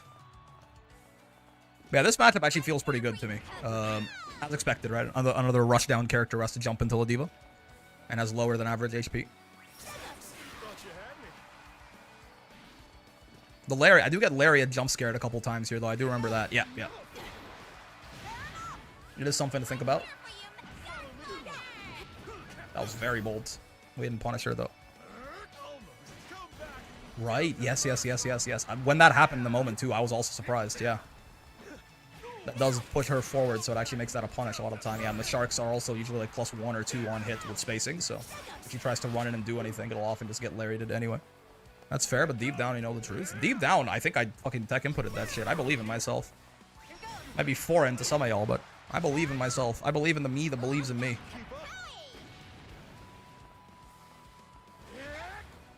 You did down use special? That's what you want to think, man. It's okay, man. You don't want to get brutally frame mods by my technical inputs. I understand. Can't safe jump the grappler. We fuck with that. I feel like that was a pretty easy one to react to, but maybe I just got caught off guard. But that Raging Strike felt slower than other Raging Strikes somehow. Maybe it's because they have to do the run-up first. I like Mari's fit in that Battle Pass outfit, too. What is the name of this fashion? You can't say chopped. Yeah, there it is again, right? Again, lariating people who are already crouching. We have that in the notepad, fucking triple bolded already, but I think that is definitely one of the biggest mistakes that I currently make. Tourists? Yeah, I guess so. Right? Like somehow I feel like that name should come with a lot less. I wouldn't gaslight during Ramadan, Mr. Streamer, as often. I think you would, man. Stuff for the law and all that. Never seen this Meg skin before? That's pretty, yeah. Okay. I mean, so far, nothing to really write home about. I mean, the problem is, so now they switch to Lucilius, and we get... I mean, this is one of the most one-sided losses I've ever experienced, I think. Most of this, I think, is just going to be, like, desperately trying to think, what the fuck do we do here? Right? Because I remember being very confused. Right? At the end of this, I was just like, we lost really badly, but I was also like, I don't know what I could have done differently. Hopefully being able to take a look at it. Shot in the dark, headbutt? What? Headbutt what? We can preemptively headbutt the stance follow-ups, but like, does that sound like a good risk-reward to you? Something, probably? Like, yeah, this is, like, what do I do when Lucy just 5Us like this? Because obviously, you know, jumping gets hit by that, sure. Like, if we don't have 50 meter, what do we... Like, I rolled through something there, that's good, right? But certainly you can delay, like, light and medium have different startups.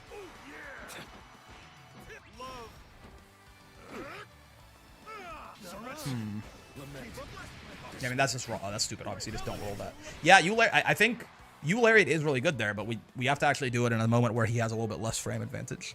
Is there a universe where we just let him get BL5 and hope to Ladiva chain him when he drops stance? I mean, unironic, but that would make this a horrible matchup if we just had to fight BL5. Like, that is the fallback, is fuck it. I guess we have to fight BL5 Lucilius and just not try to stop him from stancing up. But like, that would be doomsday scenario for sure. That would just be giving up on the matchup ever being even remotely playable, right? That was just a misinput from them, but... Yeah, we have to... that was just silly. You have to EX headbutt through that. You can headbutt through that, but it has to be EX. Now we die to BL5. I just don't know, man.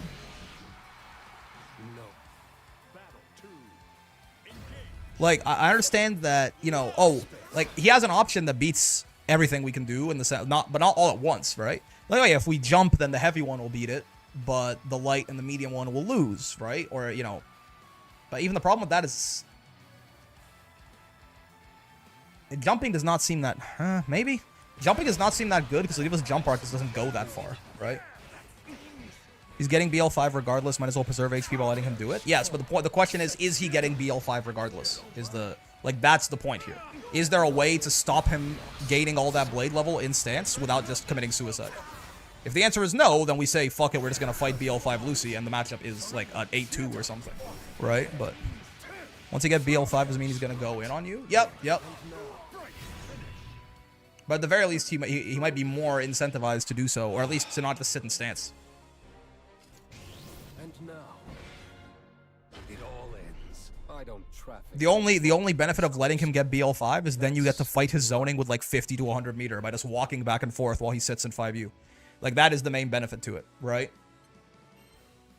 We'll be doing that. He has to go aggro eventually. Like, we have more HP, so we'd win in a timeout. I think timeout is by HP percentage, and he has a fireball on a 3-second cooldown.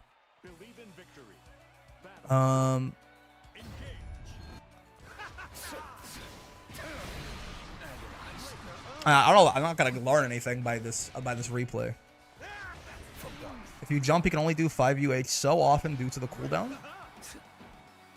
Yes. That is true, I suppose. There's a limit on when he can do different stance follow-ups. Too late. Yeah, so that, again, because that's nice. Once we have 50 or even 100, we can actually fight back. Like, going into stance actually becomes pretty difficult for him, right? Or not difficult, but at least it can provide some actual risk. Yeah, we just die here. So, like, the only point of just, like, sitting is basically like, okay, well, let's just sit here and try to build meter up. Like, let's prioritize building meter over getting him out of stance. Is essentially it. You can just anti-air the jump, though. I mean, not if he's in stance. He has to leave and then 2H, and, you know, on most timings, he'll be too late at that point. Yeah, the problem is that light, like, it's all of the buffs combined, too. Like, this stance did not be as much of a problem. It didn't used to be as much of a problem. But besides it also just being a lot worse when he stays in it for longer, the light one being, like, full screen now, right? Like, the heavy one is better as an anti-air. Like, all of the stance follow-ups got stronger, is the problem. That was just silly. Yeah, definitely you don't roll that. I don't know what I'm thinking. That's the second time I've done that.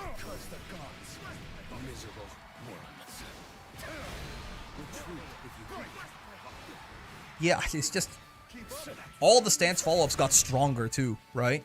It's like a lot... like they control a lot more of the screen than they used to. I think this does just have to be a go watch other Ladivas and see how they do it, right? Because I just...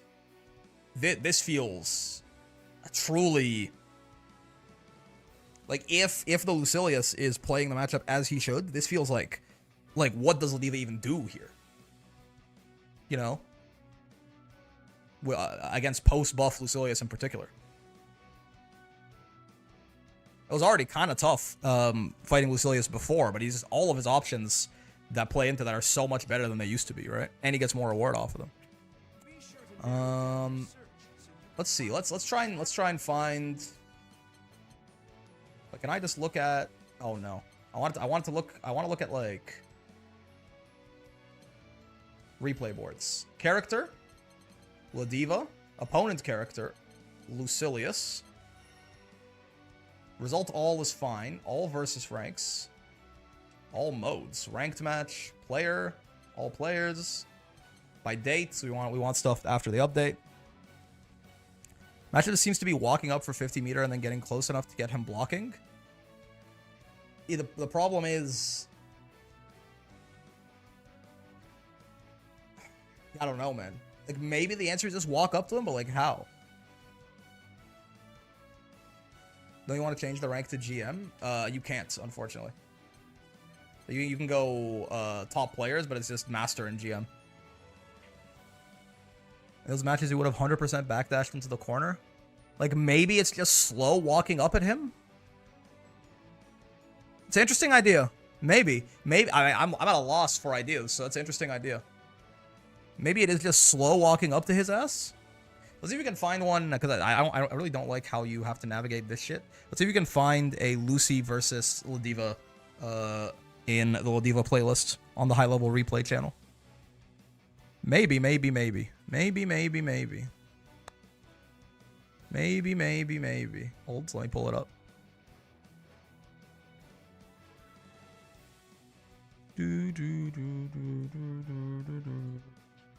I do like that this channel organizes shit into like character playlists, so I can just go Control F Ladiva or otherwise. That's 600 Vera videos. Jesus Christ. Control F Ladiva. There she is. Is there a Lucy here? That's Charlotta. That's Ilsa. Ilsa 2B. Oh, we were. Oh, but the problem is, yeah, no, this is before his buffs. Yeah, there's nothing here before. We will have to go through. We're gonna have to go through this because there's not enough before the buffs. GM Diva beating a Gold Master Lucy could be valuable. Maybe. Yeah, it's not enough before after the buffs. So sure, let's just take a look. Let's see. Let's see this match right here. See what we can find. Because it really is just, what's the difference between you lariat compared to light lariat's his stance apart from the reward? The reward. The reward is the massive, massive, massive difference that makes it worth going for you lariat versus light lariat.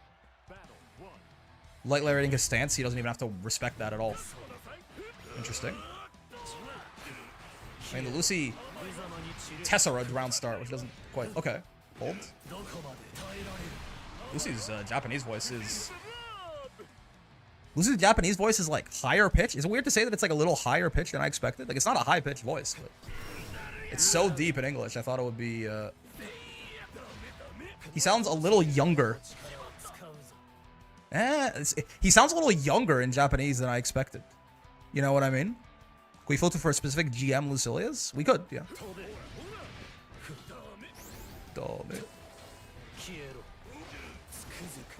I like his Japanese voice a lot. I definitely don't dislike it, but he sounds like a younger adult than I expected. You know what I mean? He sounds more a young adult than I expected. Oh, you're so dead.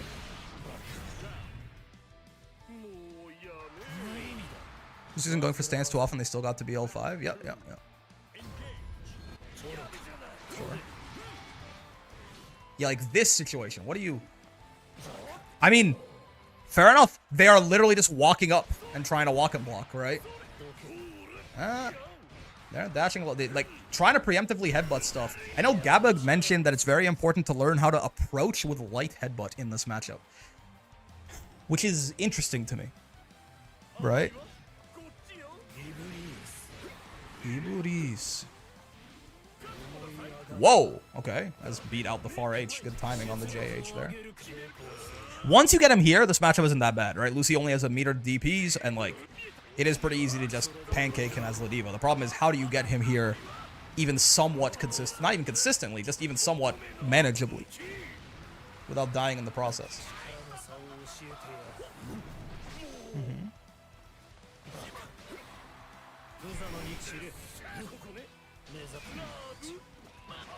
Okay, sure.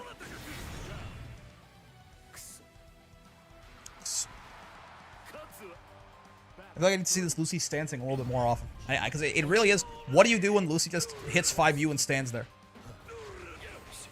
Is my big question. Like this situation, exactly. Yeah, I mean, preemptive headbutting, it just doesn't, you know? Like, it just doesn't seem that worth it. Because when you get a hit, he gets, look at this, like, he just gets to sit in the 5U until the meter starts speeding up.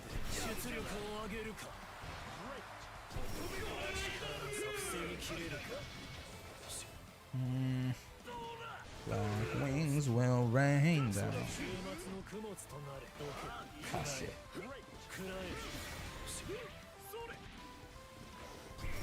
Nice. Yeah, I mean, catching back dash with you lariat, that's a classic.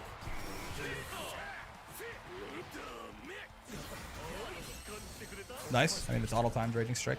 Yeah, I don't know. It feels to me like this Lucy just isn't sitting in five. Like, this Lucy is winning every single round until he leaves stance and then he loses. You know what? I feel like this is... I feel like this is just... This Lucilia is not playing the matchup that well. You know what I mean? Is what's happening here. Like, it does kind of seem like as he's sitting in stance, he's just auto-winning, and then he decides that he's done with that, and then he loses.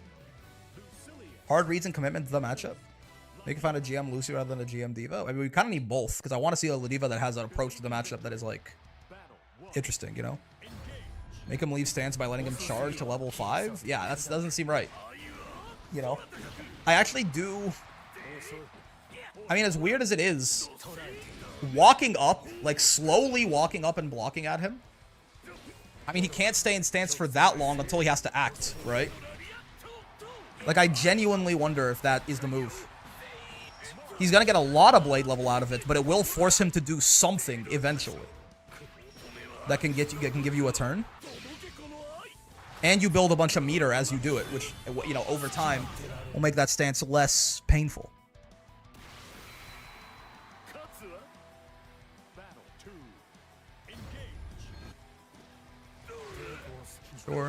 Sure. I think he just dies in the corner on this matchup. I don't think it's gonna be super instructive. Yep. Oh, what the? Okay, well, yeah, I don't know. genuinely slow walking and blocking, and then as always, you can't do something 100% of the time because you're gonna be slow walking and blocking. Because you're gonna be slow walking and blocking most of the time, you could try and do some freak shit, right? But I don't think it's a silver bullet to the matchup. It's just grappler versus zoner where it's asked to get in. I don't think you understand. I'm not looking for a silver bullet. I'm looking for an option. Do you understand? Like,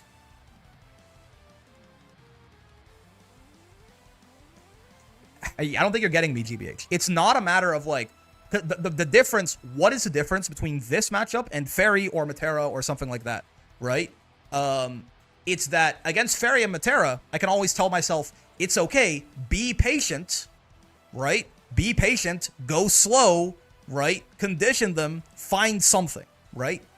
That is how you get in. Is you have to play real slow and slowly work your way in and build and get that space against Fairy and Matera, and then every now and then it earns you the right to like do some freak shit and like catch them off guard, right? The difference here is you can't wait. There's a clock here. This is the problem, right?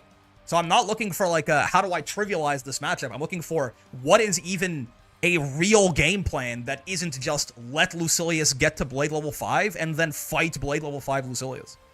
You know what I mean?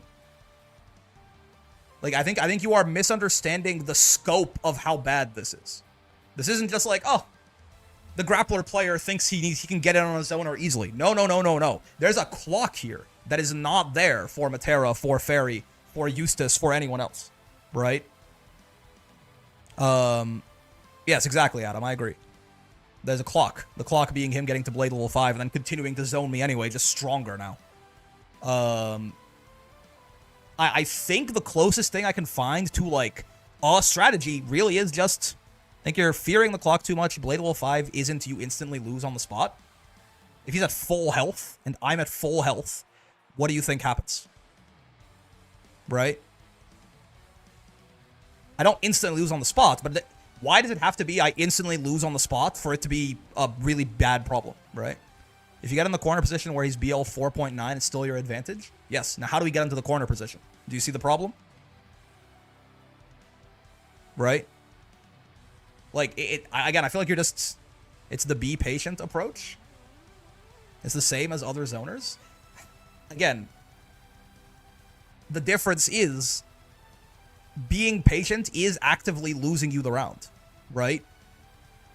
Like, yes, you don't lose on the spot if he gets to BL5, but suddenly the risk-reward of interacting with him gets significantly worse, right? Like, generally, one of the nice parts about fighting Fairy, or sometimes Matera, right? Though Matera certainly, sometimes she just fucking is BL5 Lucilius anyway. But, like, it's that, at the very least, the risk-reward of every individual, the reward of every individual interaction is highly in my favor, right?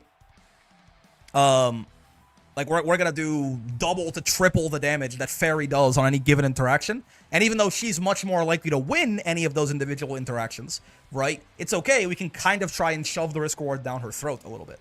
If I'm fighting BL5 Lucy, I have a character that is going to win more interactions than I am and do more damage than me when he does it. You understand the problem? You don't need to get it instantly to slowly walk them down. I can't get it instantly, right? I can't get it instantly anyway. That's not what we're talking. I feel like you're missing the point a little bit. I'm not trying to get in instantly. I'm trying to figure out how to even approach this, right? And I think the best, I think what you're saying is, at the end of the day, what I've arrived at as well. I think it is just slow walk up to him, get him to, Blade level 3 and hope for the best, right? Like, he's gonna have to do something if we just slowly walk up and block him. In the meantime, is he gonna build, 3 Blade level? Yeah. But that's better than trying to get him to build just half it, trying to do all these, quick rush-in moves, and then he ends up building 5 Blade level over, 7 or 8 interactions, right?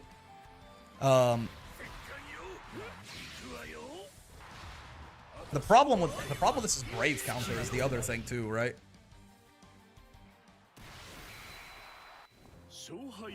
Basically, space is the premium? Yes. So we can slowly gain space on him by just walking, and not too slowly. Like the clock is very important. I think you're neglecting the clock way too much, GBH, right? The clock is important here, but it's also true that he has to sit in stance for a long time to get to BL5, right? If we just walk up to him, right, he's not gonna get that much blade level in that time period. The issue arises when we try to force him out of stance and he hits us with something and he gets to sit in that stance on so many back-to-back interactions. Is where things get bad. So, as like kind of counterintuitive as it might be, it is a little bit of like a slow is fast situation, right? We're gonna have to give up some blade level to make sure he doesn't get all of the blade level. By walking at him slowly, I think. Because a lot of this, like, even a lot of the preemptive headbutting and shit like that just doesn't seem valid, right? Is jumping at far range viable to gain distance? It can be, certainly. But they also did buff the H follow-up out of his stance, right? So it goes further now, so he can anti-air you with it from further away. I guess it's that instead of dodging or countering the stance follow-ups, just block them. Exactly. Yes. Right? Like, it is literally just force him to, like, as we get closer, he's going to have to do something, right? So he's going to throw out one of the stance follow-ups, and we won't get hit by them because we're walking and blocking, and we're slowly going to earn that space. The difference, like, again, if I were to try and visualize it for myself and also for you guys, what I'm currently trying to do, right, is if you imagine, right, like, what that Ladiva is doing too, but Lucy just ended up not playing the stance as much as he should have, I think, is like, you see, right, imagine this is Lucy in stance. It's just a representation of him, right? He's out here fucking 5U, right? This is him. I see this over here, right? And I go, and I'm scared, right? I'm shocked. I'm like, I cannot allow him to stay in 5U for any amount of time at all. So I try to do one of like the high risk, high reward approach options that you will often represent against a character like Fairy or Mattel. Like, I'll try to roll or jump or something like that, right? And they're like generally a pretty good thing to like fold into the game plan, right? Because if you hit it, you win, right? But the problem is that the difference between this matchup and like Fairy or something like that in particular, right, is like if I go over here, if I try to like roll something, right, and Fairy smacks me, you know, it's not good, certainly. I take like 3k damage and we have to get back in or something like that, right? But if I do that to Lucy, I take less damage probably, but he just gets to sit in stance for even like when he knocks me back with that light follow-up or that M follow-up or something like that. Either he gets a combo which gives him a bunch of blade level, or he just gets to sit here in stance and that bar, right, is just filling up the entire time as I'm sitting here. So a lot of those high risk, high reward options, the goal is to see, oh, he's in stance, he's gonna get like none blade level out of this at all. I'm gonna smack him out of it right away. But then what ends up happening is you probably will lose that interaction, and then he gets like way more than you wanted. So he gets like all the way up to here, or even all the way up to BL5. Instead, I think we just kind of have to surrender, right? And kind of just walk at him slowly, and he'll get like this much blade level, but he won't, there's really no way for him reasonably to get even higher than that, right? We're giving up the opportunity to make him get like no blade level at all out of the entry into 5U, but we are also giving up the opportunity to have him like get to BL5 before we can get to him, you know? Honestly, don't really know what you do against it without an air stall neutral skip. Again, I think the answer is you have to give up that he's going to get some blade level and just walk at him slowly, right? At least for Ladiva.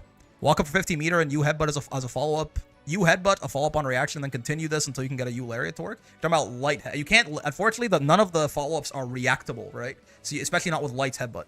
You can't react with anything with headbutt. Does he even care about the lariat from a large distance? U lariat he should, yeah. U lariat will potentially lose him the round on the spot if he gets hit by it. Because at the end of the day, Lucy is still going to have a very hard time in the corner here against Ladiva. But yeah, I think basically I was always trying to make it so he got as little blade level as possible. What that often ends up in is he gets way more than you ever wanted. It's high risk, high reward again, right? But the reward he gets from keeping me out when I try to do like a lariat or a jump or a roll or something like that, it is better than the reward that I would get if I get in, right? Because a lot of the times, the way the stance works at ranges, even if I successfully roll something, I'm not punishing Lucy for it. I'm just gaining space faster than I would by walking, right? Like, it's not like, oh, if I roll something successfully, I hit Lucy, put him in the corner, and he might lose the round on the spot. No, it's like, if I roll successfully, I'm, like, in Lucy's face, and now we have to RPS. With, to be fair, Ladiva advantaged RPS, but we still have to, like, there's another hoop we have to jump through, right? So, like, the reward is not that good, and the risk is game losing. So, there was a moment we talked about zoners, and I mentioned that, actually, conversely, one of the mistakes that I see a lot of people making against characters like Fairy and Matera and Eustace and shit like that is playing too patient, right? They literally just sit there and walk and block for the entire round, and they just slowly bleed to death, or eventually the zoner builds up enough meter, they start using some broken-ass U skill, and it, like, resets. Like, if they get a hit, they can output you either all the way to full screen, or it's like a U butterfly, or a U GG, or something like that, right? They play too patiently, right? And I always mention that, like, you should be representing things like jump, right? Things like a roll, right? Things like whatever U skill, like, neutral skip you have, right? Like U neutral skip, whatever U skill neutral skip you have, you should be representing those often enough in the matchup. The zoner's at least worried about them, right? 6-6Ling out from a burst range or something like that. Weirdly, it feels like maybe that's not the case against Lucy.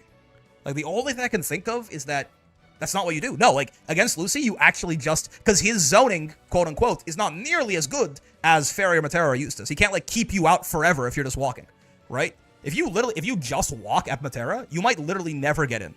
Genuinely. She can keep you out forever if you just do that. Lucy can't really, right? There's a lot of downtime between him doing either his fireballs, like his stance follow-ups. When he does them, he exits stance. He has to get back into it. So his zoning is weak enough that I think you just never represent any of the high-risk, high-reward options. I think you just slowly walk at him and try to minimize the amount of times that he has an opportunity to go into 5U from a long distance, right?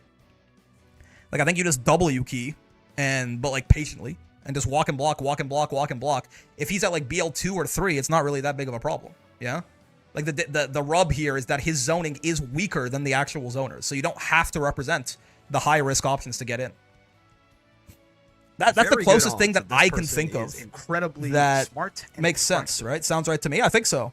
Right? And again, the whole time, Finn Bizal? Sorry if I'm butchering your name, but the whole time you're doing this as well, right? Like Ladiva here, she is also building up her own meter, right? And once we get to 50, like Lucy, he has to be really far away to just enter 5U and feel safe about it, yeah? Like U Lariat, 214U. 214U, oh, that is horrible drawing right there. 214U flips this matchup on its head, right? Well, I don't know if it flips it on its head, but it flips the stance interaction on its head. Suddenly, Lucy has to be very careful just popping into stance and neutral, because now, before, if I, like, rolled, right? We talked about it before. If I, like, roll correctly, and I guess, like, Lucy's gonna do the light follow-up and I roll, all I do is, like, get in on him, right? And if he hits me, then he gets like closer to his BL5 objective. He does that like 4 times or something. He's probably at BL5. Now it's like, well, if I guess right and I lariat you, you might lose the round on the spot, right? Like you're gonna take like 6-7K damage off that combo alone, and then you're like 1 or 2 wake ups away from dying, right? 2 50-50s away from death. So having access to lariat is a complete game changer for interacting with stance, right? Not much else I can see other than this was probably the correct play. Yeah, now this matchup is still, like, probably really ass, honestly, right? But I think the slow walk is, at least, it's the only viable option that you have. And I think it will work in a way that it wouldn't against the other more dedicated zoners, right? It's a real pain in the dick, this one, but it's the only thing I can think of. We'll see. If we run into any Lucy's on ranked or anything like that, I would certainly be interested in in bracket again. I would certainly be interested in trying this out. Because it really is quite simple. It just feels like the role, I will say, the role of headbutt in this matchup, I don't fully understand yet. It still feels like the reward of hitting the headbutt and getting like 20 meter, maybe that is really huge because 214U is the goal. So like if you walk a little bit and you headbutt him once, then like you might already be at your goal. It's weird. It's weird. From further ranges, I feel like headbutt is maybe more worth it.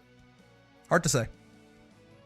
Let's go lab out some of the stuff we found for the replays, though. Try and get like a solid idea of what we wanted to learn, though. Oh, wait, Brick, you want to check out the routing I found? Yeah, sure. What is this? This is in the mid screen. I assume, right? Is what you're talking about? I need to bring back the first to 10 and discuss. We do that on Saturdays. We were supposed to do that 2 weeks ago, but I was busy with Ramadan stuff. That's it. We moved that to the sub streams essentially, where I run a first to 10 with someone and then we chat. Places auto combo H headbutt. Auto combo H headbutt far M L lariat rousins the meaty 6XL just gets you BC. Sure. What do you have for me? Let's just grab like granule here. Beep beep beep beep beep. What is the route?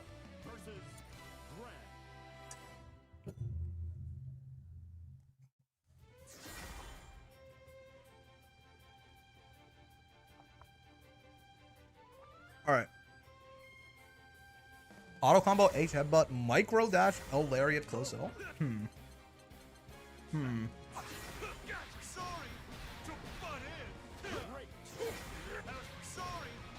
What? What? Real? The L lariat whiffs? Oh, I see. How odd.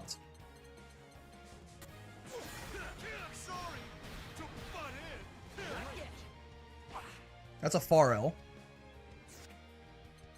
Block after initial hit and BC.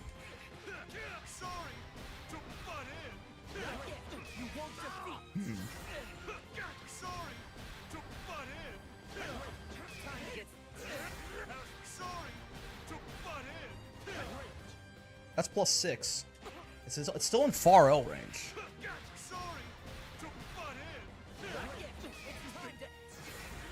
That seems pretty pretty tough to get the close L there. Like, that's minus at that point. That's +1, and it's still a far L. If you don't micro dash, you can still get BC safe far L. I actually have to delay it. What if I guard button that shit? Ah, that's interesting. Is this like recovery dependent too? All the recoveries have the same timing. If they don't back tech, you're even better off, right? You get close L there. That is interesting. If you guard button it, it works out, right? I can do this, guard button. Oh, look. Maybe I didn't guard button it for long enough. It's possible. Maybe I have to delay it. Maybe it's not. How plus are you here? If I just lariat right away. +6? That should work. That should just hit it. I wonder why it's not. It has 3 active frames, right? Yeah. Why? I wonder why that's not just hitting him. Oh, +9. Oh, there you go. That's why. Jesus. Okay. What if I guard button the lariat and the far L? Yeah. Oh, but then it's not safe. And 5U to punish? Real and true. Oh, this is a little... If you do it as fast as possible, and I guard button this, and I guard button the lariat, and I guard button the far L. Ah, it is fine. Okay. That's quite nice. With a micro dash, you get a close L. I mean, that's better, obviously, but that is pretty nice to have the, right? And the difference is only, like, 500 damage. I'm curious. Can you... How plus are you off of this?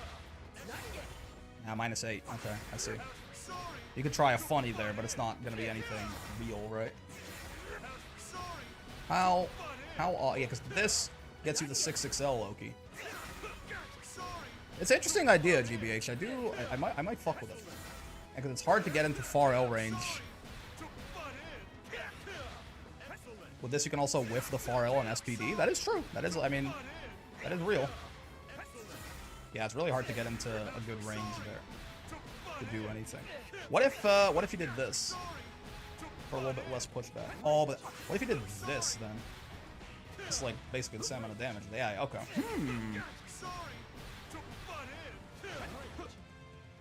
I like the idea of this. I'm not gonna lie to you. It is very odd that it seems very dependent on when. Like, okay, let me just 1, 2, 3, and then match this as fast as I can. I'm +8. I got +9. Is that because I delayed some of these headbutts? +9. Yeah. Because you do the headbutts as fast as you possibly can, and then this as fast as you possibly can. Still +9. Yeah, guard buttoning both of them seems to work, right? 1, 2, 3, guard button and block. Yeah. Okay. That's pretty good. I mean, that's nice.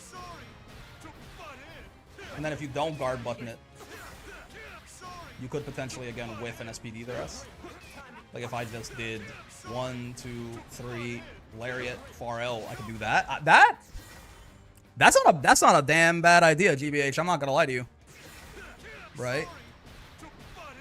You can do 2L and it's also BC safe, but it's like, why? Interesting. It is, 2L doesn't have a lot of recovery for Ladiva, right? It is even on block like that. It's a little weird to guard button both of them back to back like this, but...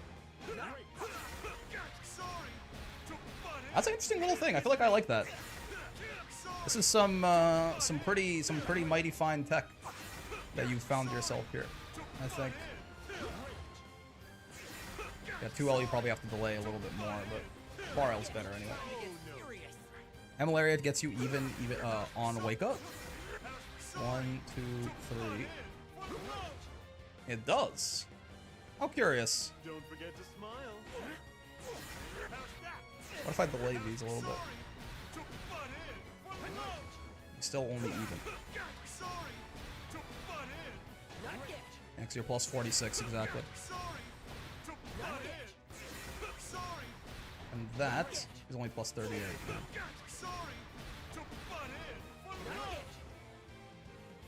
Remember your training. Interesting thing. The light lariat one is much more applicable though, it feels like. You can get plus 2. Obviously you're spending the EX there. The XO minus, you're guaranteed to hit an SPD on that. It's true. I mean, being plus 9 here is also just nice because... Stay on your toes. I guess you can also medium, but that wouldn't be BC safe. The BC safe far L is really quite something. Micro dashing this to get a close L sounds difficult though. To get a close L where you're also still plus enough that like it's real. Like there I'm plus 2 and I get far L, yeah. When you micro dash the lariat, how plus are you?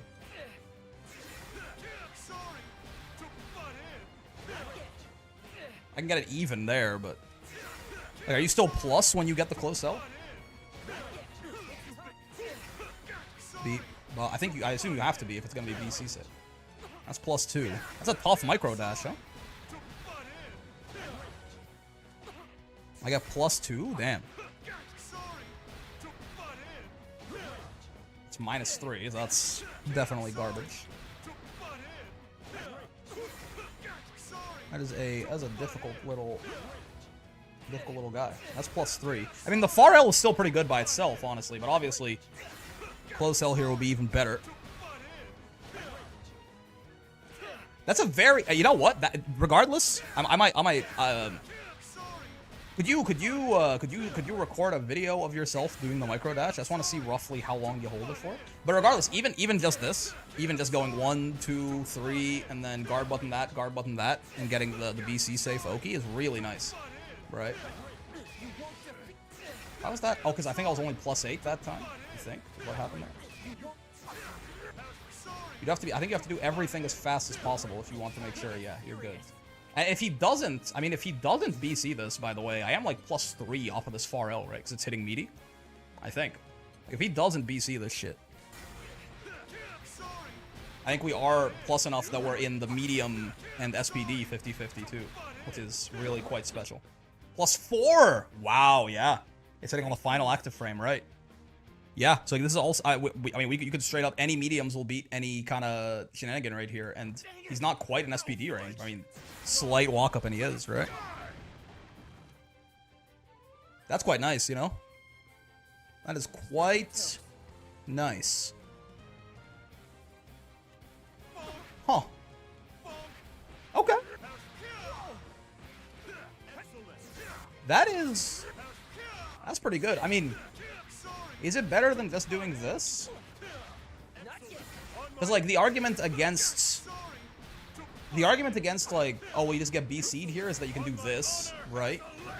But I guess that might be a 2L BC OS type situation where you just get your shit rocked by 2L BC OS. Maybe.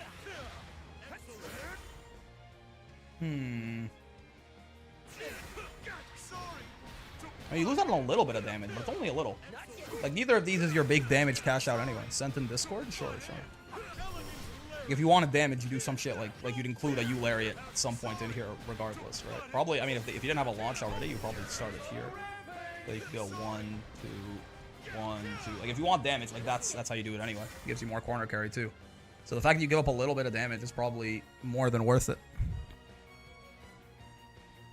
Let's see, what have you shared with me on this glorious day?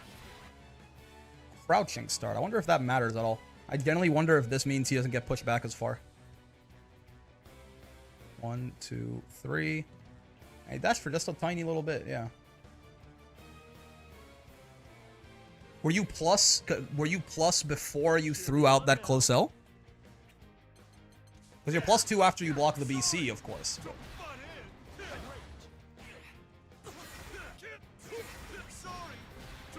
I wonder if it's easier if I do fewer hits of auto combo. You know what I mean? Maybe that pushes them further away. If I go 1, 2, 1, 2, 3. Nice, that's still not close L range. Damn. 1, 2, 3. 1, 2, 3. That was +1. Problem with +1 is that it's not that real for Ladiva. A wake up throw will beat me there. Actually, +2 is not real either, come to think of it. If you're in throw range, +2 is not real either. You need to be +3 for this close L to not just lose to wake up throw. Don't forget to smile. Yeah, it might be off air of the wake up throw. Yeah, I mean if they don't know, then it'll work, right? But it is kind of fake there. The far L might be the primary one you do. Plus, it's way easier anyway because the far L is outside of throw range, right? So you're big chilling. Like you can't throw from here, so it's totally fine. So this shit actually is just real. The main difference between getting the close L and the far L would be that the close L would leave you directly in SPD range probably after they brave counter you. That's fine. It's not that big of a deal. It's not like you're not gonna safe jab anything off of that anyway, right? Does this work off of? Yeah. This works off of like a far M confirmed too, like even from a bit of range here. Looks like it. That's the other nice thing too, is like I think this might work even not off auto combo to get this far L. I mean, he's in range, yeah. Yeah, the far L is pretty goated, actually. I'm a big fan of this, I think. What else did I have that I wanted to lab out? I had a couple of things in here. General RPS versus preemptive button holding space. Yeah, that's a good point. Like, so okay. Say I just have Grand do this. Well, please don't stand. Like, or please do stand, right? Like, say he's just sticking out his far M, right? Like, and he does it, like, as I'm running in, he's sticking out far M and it's poking me, right? Yeah, like, the problem is... Like, so, this is not even Ladiva. This is generally, like, this is universal fighting game shit more so. We can always stop short and do something like that, right? The problem with Ladiva is, like... I don't get anything off of this. You know what I mean? Like, unless I have 50, I don't get anything off of this. Is the big issue. Like, if I'm punishing, like, a whiff... That's the best I do without 50. Like, headbutts don't reach from here. Now, maybe, it's again, this is just another thing pushing us further and further to why are you interacting with the opponent at all until you have 50? That really might be the answer, right?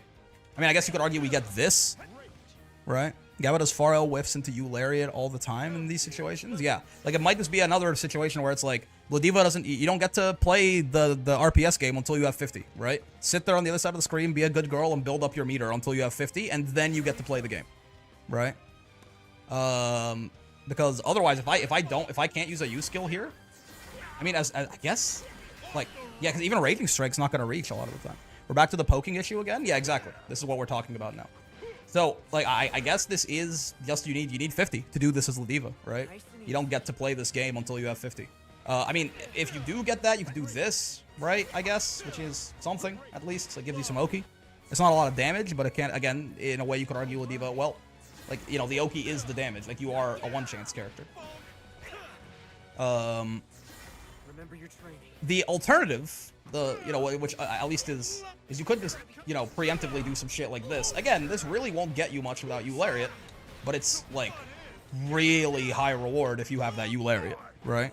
And you can actually also, like, this can combo into EX, I think, if you are hitting meaty enough with your 6-6H. But this is also really a U Lariat issue again, right? This guy can, oh, not this one. This guy can work, but it really is just a higher risk, higher reward version of like stop short far M or something like that.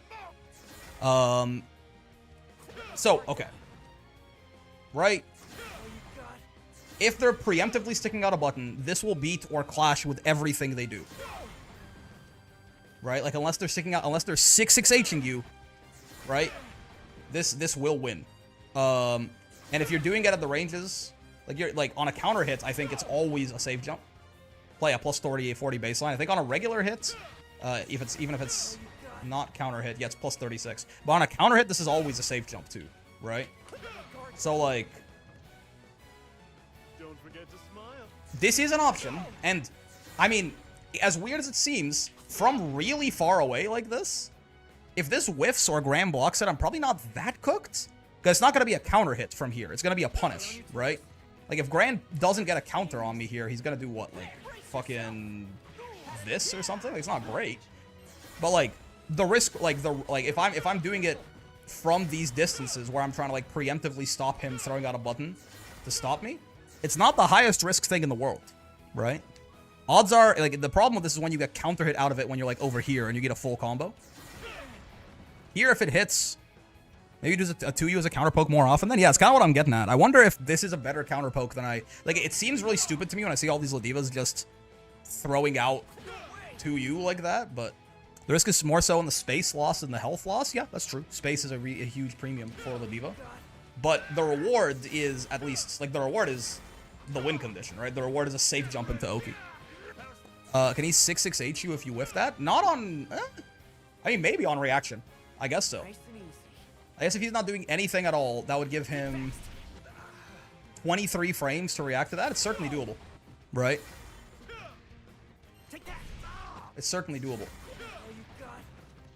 There's a lot of mental stack in neutral, but you could still certainly get that done. If he 6-6H me, then I'm gonna eat a full combo for sure, for sure.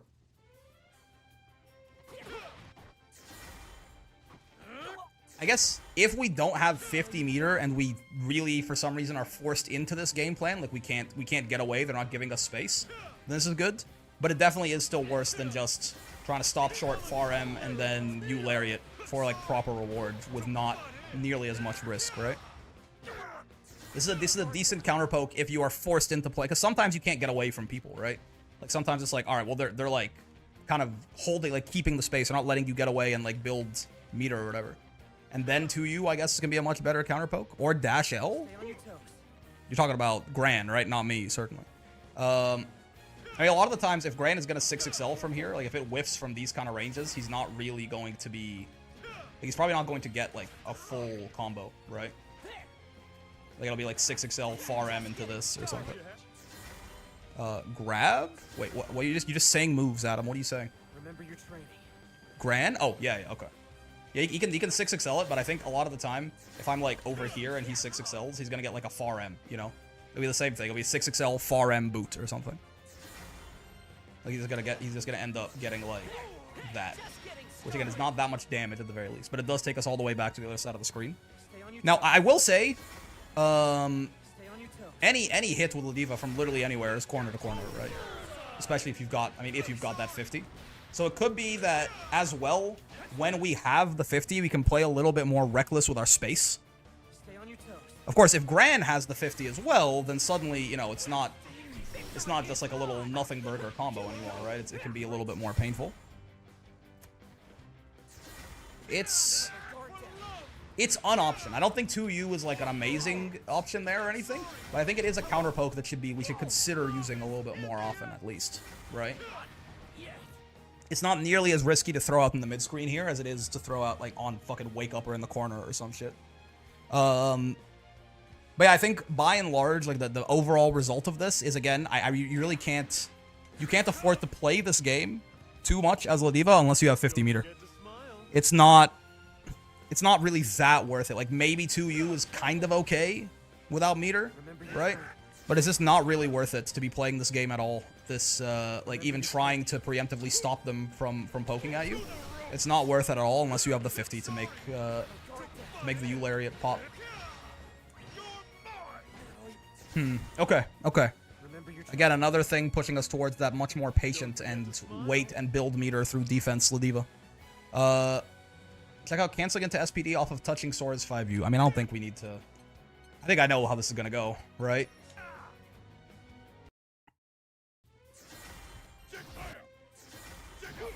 Yeah. Moving on. You get EX headbutt off of crouch hit far L. think it's worth it if you don't have the 50. I think so. I think it's like not a bad option. It's probably better than any of. It's the best of our bad counter poke options if we don't have the 50, right? Or the brick special 5U reset. True. It's better than all of our other bad counter pokes if we don't have 50. 2U at least has like an actual like decent reward to it, right? If we're forced into the situation and we don't have 50, then I think it's not so bad. But and then if he's crouching, do I get EX Lariat or EX Headbutt? From closer, I bet you I will, because 17 should be enough. Yeah. From really, it's a spacing thing. If you're really close, you do. If you're a little further, like this, where it will hit in 18, then you won't, right? Looks like you have to be really on the outskirts to not get it, though. Yeah. Off of far L, anyway, which is what we're testing. Because obviously far M, you always, you know, it has enough hit stun. It's a spacing problem, if anything.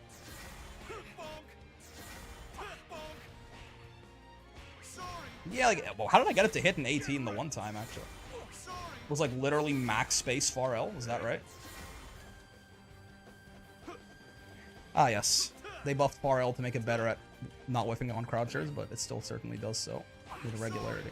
Yeah, okay. It is, like, literally max space far L. Like, if I... Yeah. Like, 90% of the 95% of far L's range, it's fine, but it is something you have to keep in mind. Right? It is something you have to keep in mind, but you can get EX Headbutt off of crouching far L, which is important to know. Okay. What about the far L? What about the far L H Headbutt? You can't get far L. That's gonna be too far away, right? All right, you can't get far L into H Headbutt most of the time, probably. If you're literally point blank like this, maybe, but most of the time, if you get that to connect, yeah, you're too far away, right? That is actually a good point, though. I have to remember that Ladiva can do this. She's one of the only characters that can go far L. Like, her far L links into her far L, right? So you can actually, like, get way easier, like, hit confirms, like, boom, boom. It'll scale it more, but very nice to know, right? Matera can do, like, a similar thing, too. Or first far L counter hit? Oh, I mean, if it's counter hit, then yeah, of course, you can just go boom, right? With counter hit, I think you should be able to even get it even from further away. Where it's like, what, like 18 or 19 frames? 19 looks like no. But if it's like 18, you probably still get it. If they're crouching far L2M? Wait, is that true? How plus is far L on +6? No. Oh, you can far L. Okay, here's an interesting thing you could do on crouching. That's a real combo, right? That might be nicer to do, honestly. Because Headbutt is going to be a little spacing inconsistent. This should work all the time. Get you the hard knockdown, too. I don't think far L is ever, like, even the max range of far L, I think, is too small for 2U to be hitting, on a croucher anyway, for 2U to be hitting at more than 7 frames. That's not so bad, actually. Right?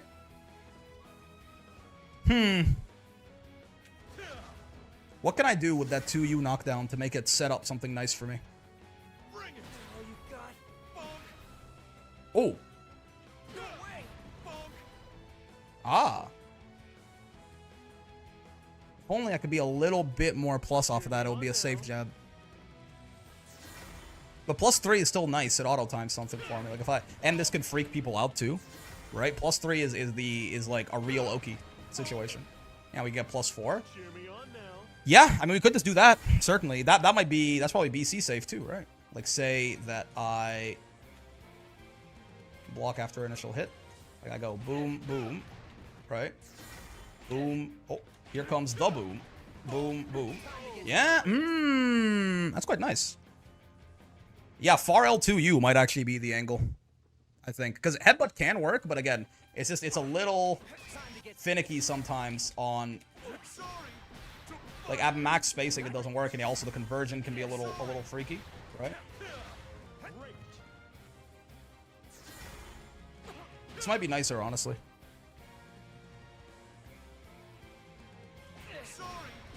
Yeah. Well, at least maybe not. Even if it's not nicer, it's good to keep that in mind as an option. I forgot we could do that actually.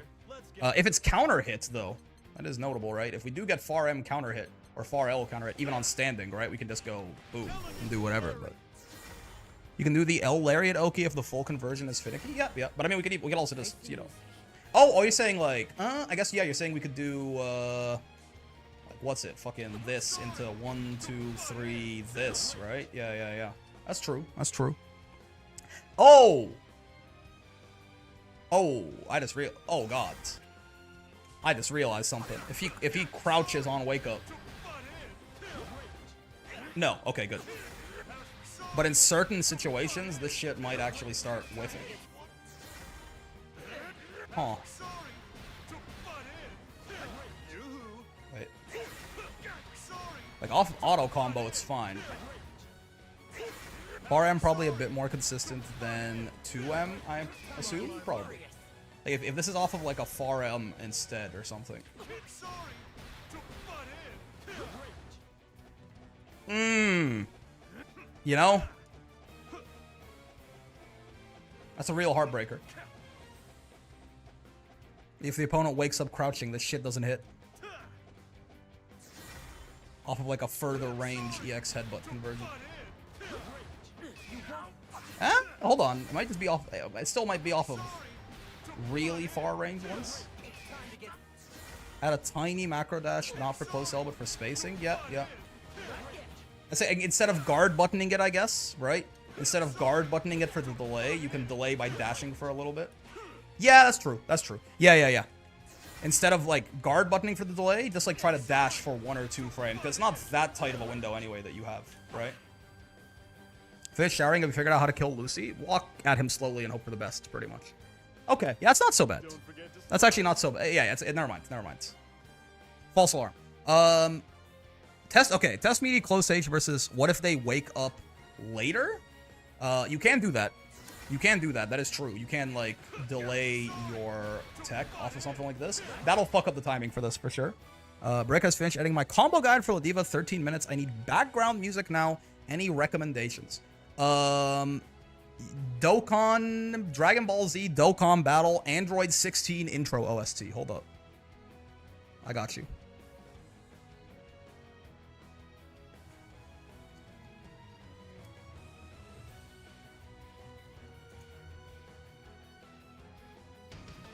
No, not the active skill. No, the active skill is also good. Holds.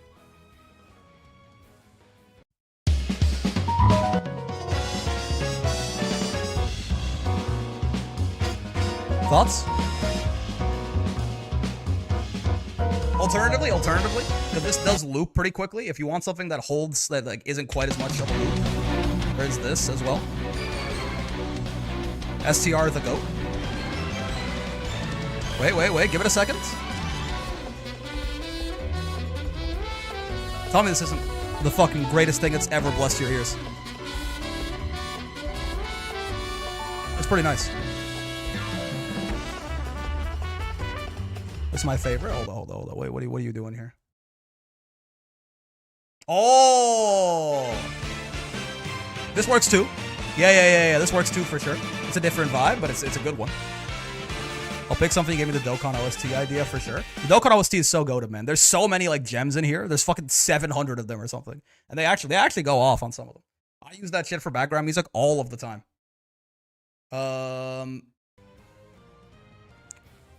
Yeah, true. If they delay their tech, I mean, it might get your far L to whiff, but it's the kind of thing where you're probably still going to be plus even after that, right? Thank you, Mr. SPD. Best of luck. Thank you. They can delay their tech. That is something that not most people do, in my experience, is like teching later on purpose, right? If they do that, it will mess up your meaty, but honestly, if it whiffs, I mean, that just leaves you into a scramble situation with SPD anyway. If they don't tech, you're straight up in close L spacing? No.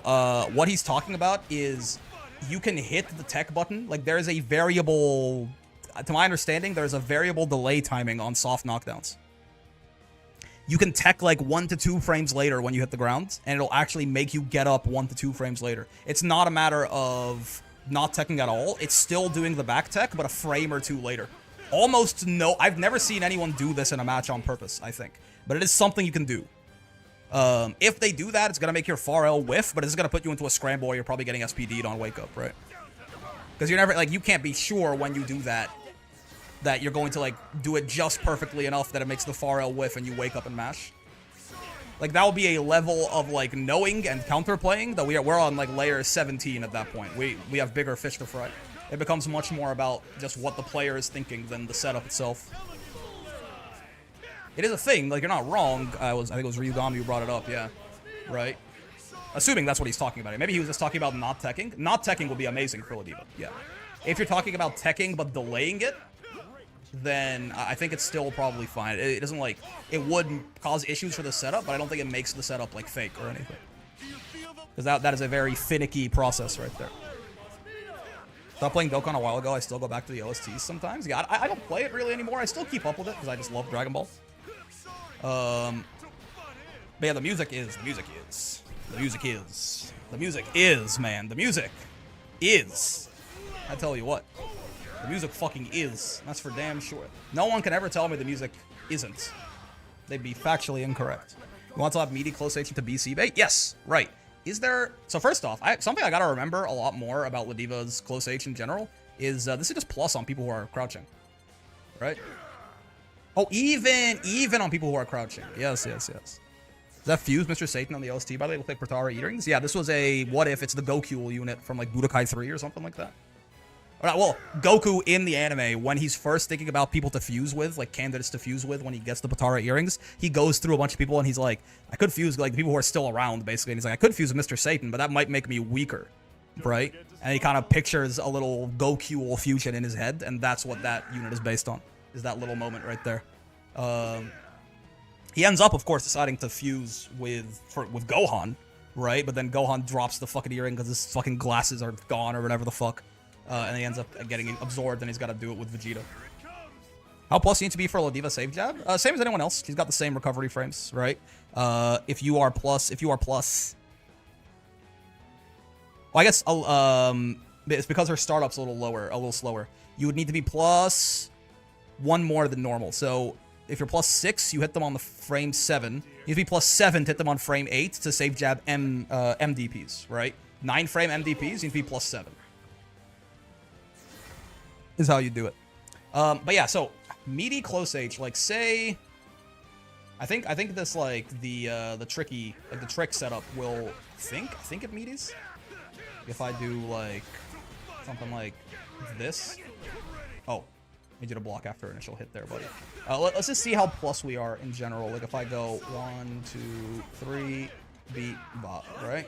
Plus 15, yeah, that'll meaty. That will meaty pretty well. Like that'll get us plus 15 means with them on frame 16. That might be perfect. Hold. 1, 2, 3. 1, 2, 3. Beep, bop, beep. Plus 2, yeah. I think that was, they hit on frame 16, yeah. So is this possibly BC safe? I would expect the answer is, like, if or not BC safe, it's definitely not BC safe. But if I spot dodge, what happens to the BC? Plus 2, yeah. That's not enough to do any, we can't do any, like, Versuja shenaniganry. Yeah, it seems like it's probably just bad. Like, I probably should just be trying to, unless I'm trying to trick someone and they don't know about the fake setup and they're gonna mash on wake up when I do that, it's probably better to not do that, right? Because again, getting BC'd is kind of the, it is kind of the bane of Ladiva, right? So everything you can do to avoid getting BC'd and play around it is probably good. So again, you would just, you know, just make the right choice, do this, take your safe jump, right? And this obviously is BC safe easily. Or you can even fake it if you think they're just waiting to BC on wake up. You can like fake it and then kill them. Okay, sure. Is there anything else that we wanted to lab out or any questions or anything like that? Yeah, we already looked at this. Is there pushback on the close H to put you out of throw range? I believe, yeah, I'm pretty sure. Right? Oh, okay. Do not brave counter. Her close L leaves you out of throw range a lot of the time. Oh yeah. Because then you can do spot dodge into SPD. Yeah, but the problem with that is like, what if you just spot dodge and they didn't BC you, right? Like, say he doesn't BC. 1, 2, 3, boop, bop, boop. I'm just minus 11, right? I just get like counter hit, far H'd into whatever he wants at that point. Like, it's very risky. Why do that when I have the alternative of getting a safe jump, right? Like, why do that when I can just do this? And then I can even do all the fake safe jump shenaniganry that we love to see. It just seems not worth it. I'm taking on so much risk by spot dodging. But like, it's why, you know, the nerf to BC was so good. It's because you don't have to take a huge risk to spot dodge it, to bait it anymore. You can just down back and be plus. Okay. I think that's everything. We definitely, so... Let me just organize this a little better. So what we're going to be working on tomorrow as we lead up to the Curry Cup run, right, is going to be, like, I think I need to prioritize these is the last thing we're going to do today before we end the stream. So I think this needs to go right now. But this one I don't think is going to be as hard. Like, I don't think this is, like, this is not genuinely a habit. I think I just keep going, like, but what if I did the funny, right? This is the one that's really tough, actually. I think this is the one that I just do habitually. Like, I do it without thinking. Like, I always, when I 5U, I know myself. When I 5U, I go, I could 5U right here. And then I 5U, right? Like, I'm just fucking, like, I just think I'm so funny. Like, I can just, if I just fucking get a little more serious, we can stop doing this. This is the one that I do without thinking, which is the problem, right? This is the one that I autopilot into, is just lariating in, like, not thinking about the fact of, is this lariat guaranteed to miss?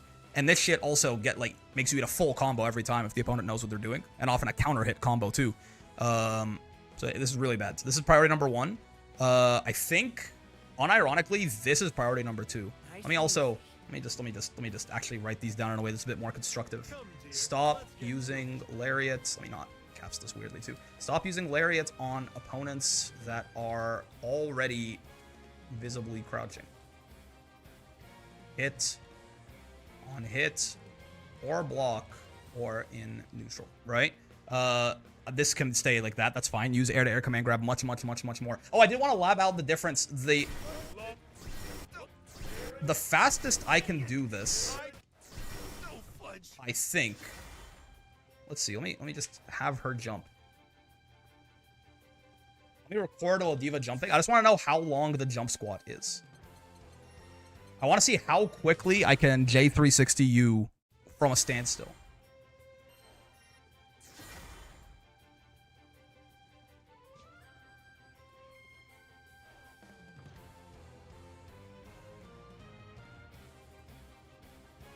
She's off the ground on frame 6, right? As expected. Now, can I act as soon as I leave the ground? A TK would show me this. Probably the best. It looks like the earliest I can ever get it is 8 frames, which is interesting.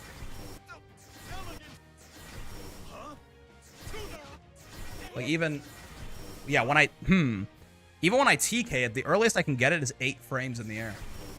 Is there like a limit on you can't do specials immediately after you jump or something? That's pretty consistently 8 is what's happening there, right? I can wait for way longer, obviously. Like 20, 22. But like, if I TK it, it's 8. Okay, so this is not as fast as I thought it was. Is this real?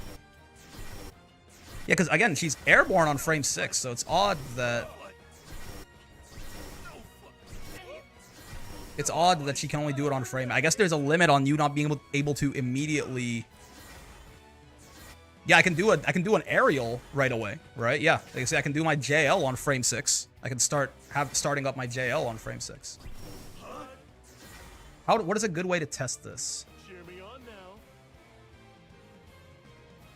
How fast is Grimnir JL? It's 5, right? What is a good way to like? How can you construct something? Because I'm not sure if this is just the frame meter maybe being weird as well about. With the invincibility versus the startup and everything. I'm not sure how to construct a test for this. Grimnir getting you to block a seal dash into stuff, possibly? Come, dear. Let's get to it. Like if I set her to block. Right, and she blocks a seal dash. He's even. His JM is 6. Okay. And his JH is 11, JU is 10, JL is 5. If we can beat him doing seal dash into JM, then this works the way that I think it does. Right? Like that. He's got to make sure he's doing it as fast as possible. Nope. Grimnir is a D-pad character, and I'm not a D-pad user. I think that was as quick as you can do it. I think.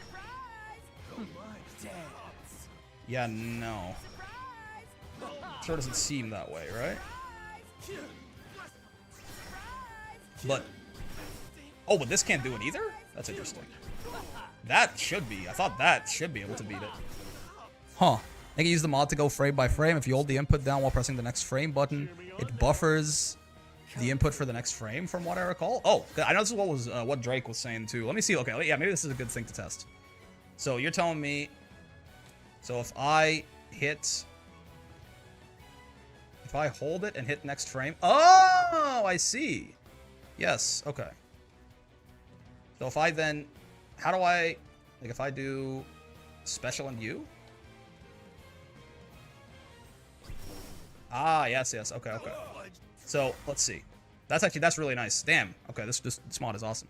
So if I go this, I hold up, she starts jumping, right? And I guess I'm just gonna hold special and U on every...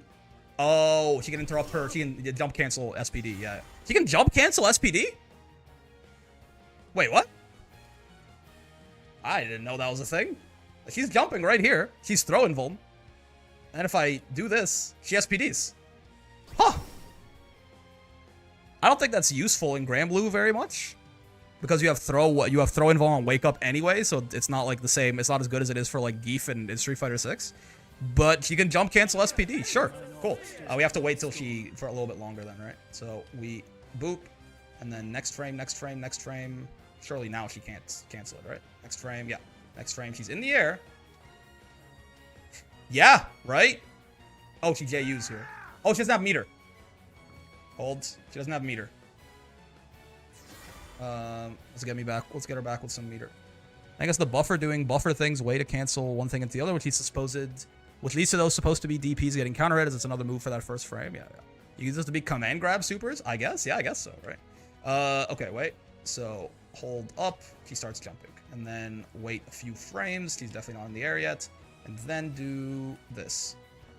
Oh, wow, the buff. You can go for. Okay, let me wait until like frame 5, maybe. I just want to make sure on the first frame that I can do it, I am doing it. There you go. So she's airborne now. I'm holding this. 7, 8. Oh, it's actually, yeah, the buffer is weird there. It gave us an extra frame of JU for a second that got canceled into that. But yeah, no, she can't do anything. Right? She can't do anything before frame 8. Right? What about like a normal? Like if I try to hold up, right? And then... Yeah, so we can do JL immediately as we leave the ground.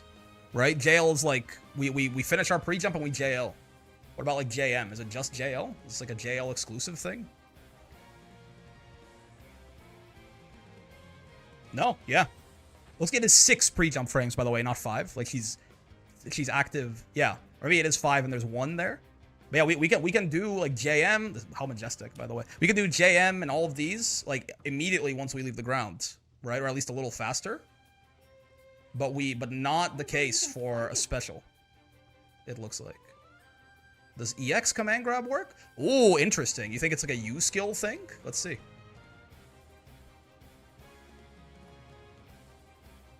Here it comes. Huh? No, this didn't buffer properly. Hold. Hold special, hold heavy. Huh? Doesn't seem to want to do it. Wait. Let me just do L command grab then. 9! What the hell? It did it later.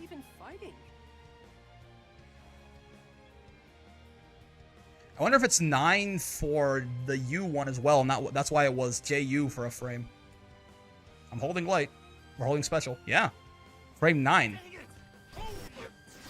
I can TK to get this on frame 8. Because then it maybe, but yeah, it looks like the fastest you can have this out is frame 9, and then the actual grab starts up later too, right? But obviously, so yeah, no. So it is like your fastest anti-air definitely still is this guy at 6 frames. This is certainly still a good one. Right? But yeah, the first active frame is frame 5 here, and you can do it. So this is 13 frames. This is actually slower than 2H. Interesting. Now, of course, it's a little better because it has the slowdown, so like, it probably is a little faster than 2H, but it's still much slower than this guy. This is still your fastest anti-air on Ladiva for sure. That's good to know. I mean, obviously you can do this too, right? That is good to know. That is good to, because that was actually a misconception that I had, so that's good to lab. If we need a Twitch anti-air, this is the best thing we've got. Right? The other ones are much slower too, guys. This is 10, this is 10, and this is 10. Right? That's hit meaty, it's 10. Yeah. Okay, that's good to know. I think that's the only things I had that I wanted to lab out. Yeah. It was good, Brick. It's been a hot minute. It was good. I remember you, Blue. It has been a hot minute, and you came right as I'm ending the stream, I think. But hope you're having a good time. Hope you're doing well in life, good sir. Yeah. Okay. So tomorrow, I was prioritizing this shit, wasn't I? I just realized Ladiva doesn't have an aerial that's always active. It's true. Her JL is not a sex kick. I think these are good priorities for this. I feel like this probably goes next, even above headbutting projectiles. And then probably this, and then the projectiles, and then the rest of these. And then let's actually try and, like, make this a little bit more readable for my dumbass, potentially. Let's, like, space them out a little bit.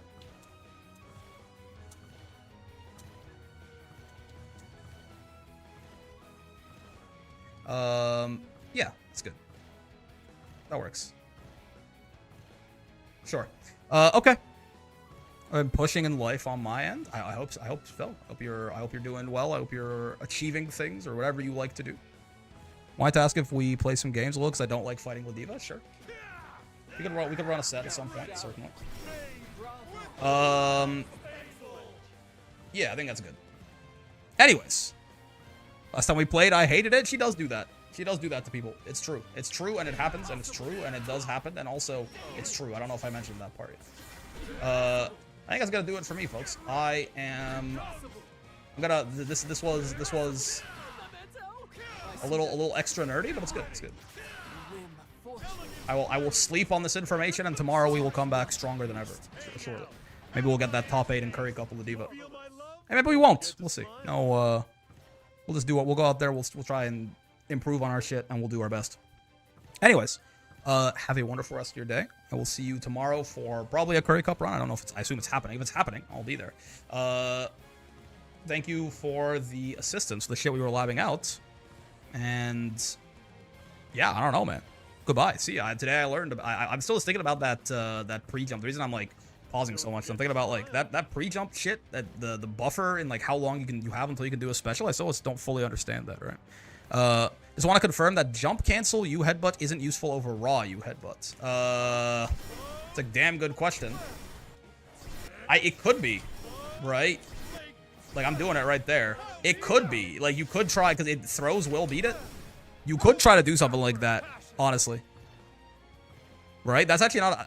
That's a good point. I don't know.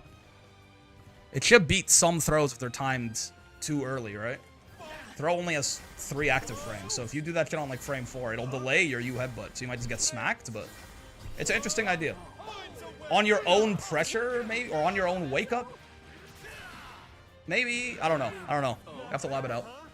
Regardless, have a wonderful rest of your day, and I will see you tomorrow.